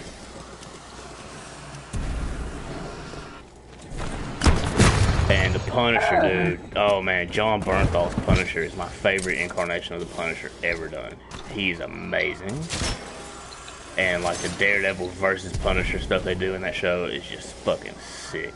It's so good. Like, if you've not watched it, I really just don't know what you're doing with your life. I ask myself that a lot. It's that good. Next time you ask yourself, what am I doing? What am I doing with my life? The answer needs to be, I'm watching Daredevil on Netflix. Like, the Kingpin is great, Daredevil's great, Elektra's great, Punisher's great, all these characters, they just, man, they murdered it. They didn't kill it, they murdered it. Like... But isn't Daredevil's perception of time also ridiculous? Or no, wait, that's not Daredevil, that's Flash. What am I thinking? No, Daredevil has the radar sense. Right, yeah, he's the blind. I know, I realized what I was saying, and then, but then again, and the way that they portray that in the show is a lot cooler than the way they do in that Ben Affleck movie too. Shoot. So they're tracking down Typhoid Mary together to try to stop her. But wait, didn't Typhoid Mary? Well, so didn't they go out on this mission together? Yeah. And then when they get there, and Deadpool finds Daredevil, he warns him that she's in town. Oh, with your own shotgun. So he's like, you know, he's not really trying to kill Daredevil. He's kind of like, if he dies, you know, I'm not gonna lose any sleep over it. But, you know, he's not actually really trying to help her kill him. No, I got stuck. Right. So he teams up with Daredevil to go find Typhoid Mary. And Deadpool finds Typhoid Mary. And he flips out because he finds out that she's not just trying to kill Daredevil. She's killed a bunch of people. And they're like civilians, like doctors and judges and shit. People that she feels have wronged her. And that pisses him off. What? And, what just happened? Right? That was crazy. And she's like, well, how come you were so ready to help me kill Daredevil, but not these other people? And he goes, well, Daredevil's a player. Daredevil's in the game. You know, like, whatever happens to him is his own fault. He shouldn't have put the tights on. You know, like, these put the tights on, you get the responsibility behind it. Yeah. He's like, these are just and the fallout. These are just people. And, so she stabs him and escapes. She stabs him and escapes, alright. Yeah. So then he gets back with Daredevil, and they go and track down some mob bosses that they know she's after. Wait, who gets back with Daredevil? Deadpool. Oh, okay. I thought you meant Typhoid Mary did. I was like, what? No, no. Deadpool, finds Daredevil again. And then they find out, oh, she's going after these mob bosses. So, so they go and stake out the mob bosses. Like, she'll show up. And, when they get there, Daredevil's all like, let's just hang out here up on the roof. When the commotion starts, we'll swoop in unnoticed, snatch and grab. And Deadpool just like goes, nah, that's pretty lame. And then he just dives right in. And he's like, what's up? And just starts like beating the shit out of people. And just starts a big brawl right in the middle of the mob's nightclub. And, nice. I don't know what that laugh was, but that's pretty funny. Like, no, that's just too quiet. It's like Talon Pride, man. Yeah.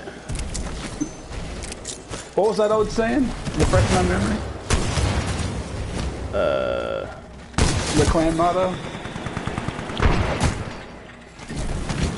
I don't remember having a specific motto per se. Yeah, we're here to what now? Oh, we're here to fuck shit up. Right, exactly. Yeah, we're Talon Pride. We're here to fuck shit up. Yeah, for sure. I forgot about that, actually.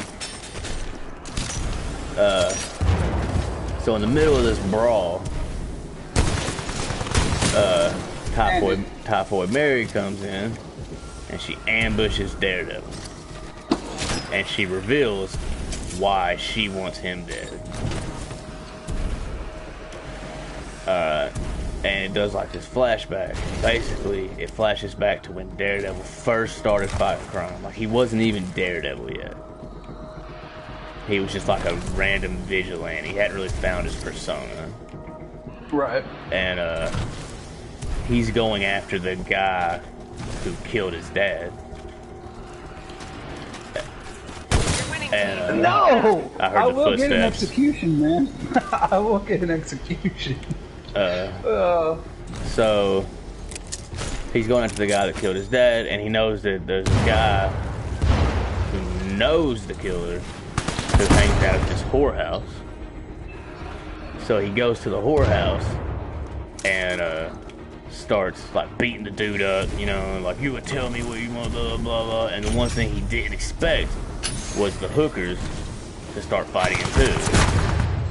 Yeah. And so it's like a huge struggle. He's got like 8 prostitutes just like stomping his ass, and he just like flips out and just kind of like throws his arms up like, get off of me, and he accidentally throws one of them out the window. Oh. And it's like a high up window, like 5 stories. Oh, okay. So it does some serious damage. Oh yes. And then turns out that hooker. Oh, last one, boy. Typhoid Mary. So she survived the 5-story plunge? Yes. Gotcha. So that's why she wants him dead. And so they start fighting. She's trying to kill him. Deadpool storms in, breaks up the fight, and he reveals that his whole intention with this whole thing, with playing both sides, is that he's trying to help Mary deal with her demons. And he's like, and we're not gonna, he goes, and not in like the psycho babble mumbo jumbo way that they were giving you at the hospital. I'm talking about the real way, the way the freaks do it, the way we do it. You stand toe to toe with your demons and you duke it out, and you don't stop until you figure out what's wrong with you. And he knew that by helping her fight Daredevil, that would help her come to realize who she really is. And basically give her quick therapy. So then he tells Daredevil, I'm not going to let you turn her over to the cops. And he helps her escape.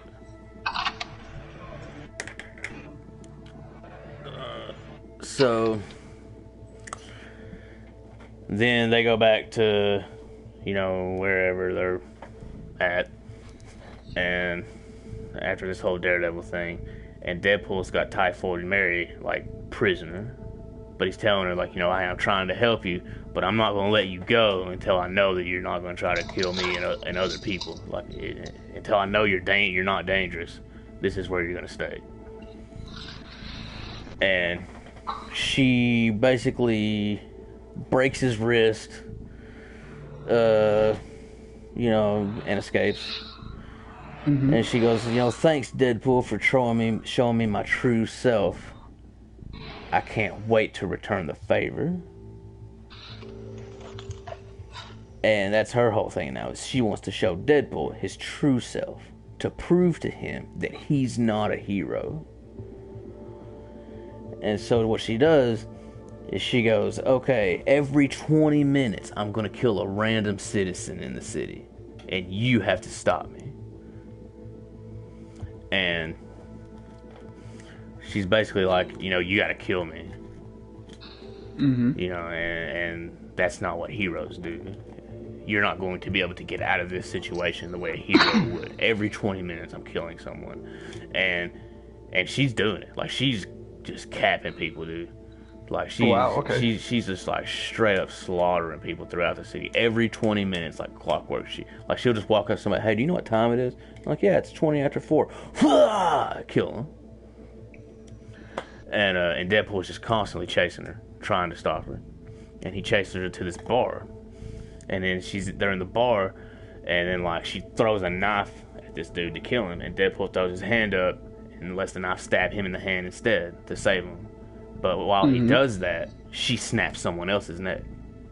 Oh man! And she's like, "See there, brutal. You're not a hero. A hero could have saved them all. You're nothing, and all this." And she's like, "Come on, hero. What are you gonna do, hero? And all this."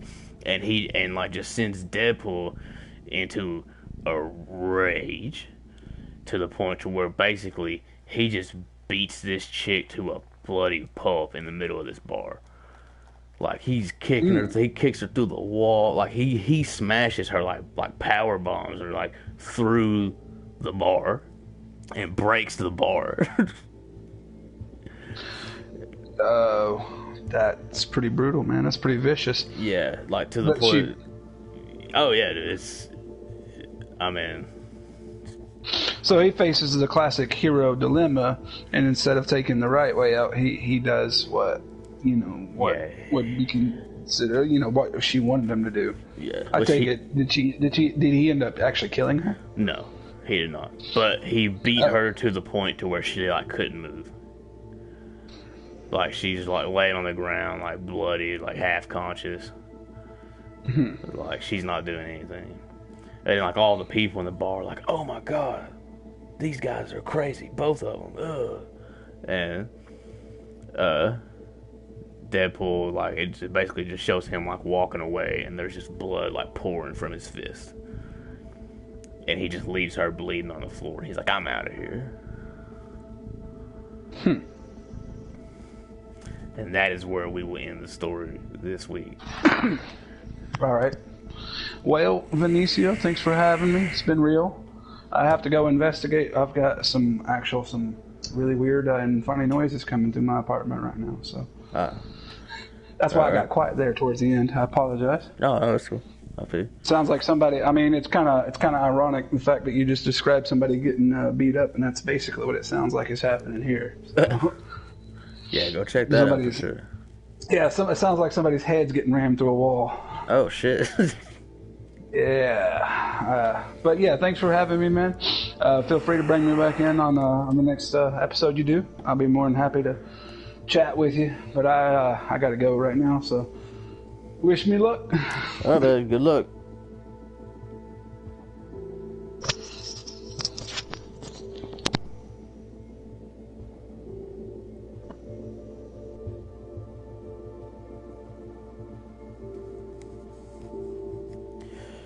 So, appreciate everybody coming out, listening, viewing, however you're doing it. Hope you enjoyed this. That was for the end of part 1. We're doing 4 parts on this Deadpool run, as I've said several times already. Next time's going to be great. Don't know exactly what all of the topics are going to be, but I know that the big one is going to be the next few issues in the 1997 Deadpool run. Also, as I've said in other videos, be on the lookout for a few things. The Realist and myself, we are going to be doing a series of videos on like old school couch co-op games, like retro games. We're going to be doing stuff on NES, SNES, PS1, PS2. We're going to be doing a lot of cool stuff like that, leading up to and then culminating into a full-length playthrough of A Way Out on PS4. Again, a prison break game designed to be played cooperatively. You cannot play it alone. Also, over the course of like the next week or so, I'll be doing basically what I'm calling a blind playthrough of the video game Heavy Rain. I don't know anything about the game. I know it's called Heavy Rain. I know it's on PS4. It was free a couple of months ago. I downloaded it. I haven't seen a trailer for it. I've barely even heard of it. Don't even really know what type of genre the game is going to be doing, but I'm going to be playing. I'm just going to jump in blind. I'm going to be playing through it. I hope you guys join me. Hopefully it's a really fun game. We'll play through it, and so if you want to watch any of our videos, once again, our YouTube channel is Story Mode Games Official, all one word. You can look that up on YouTube. We got a lot of good content there for you. You can go back. We had an episode last week about the Inhumans, the graphic novel. It was really fun. I enjoyed it. We got a lot of good views. We also have a Twitter page where we have a lot of other good content. We post like some rare finds in video game equipment that we come across, things of that nature. We got a lot of good posts, polls, that type of thing. We got a couple of followers. We're just starting out, but I appreciate every one of you. And that is at @storymode_live.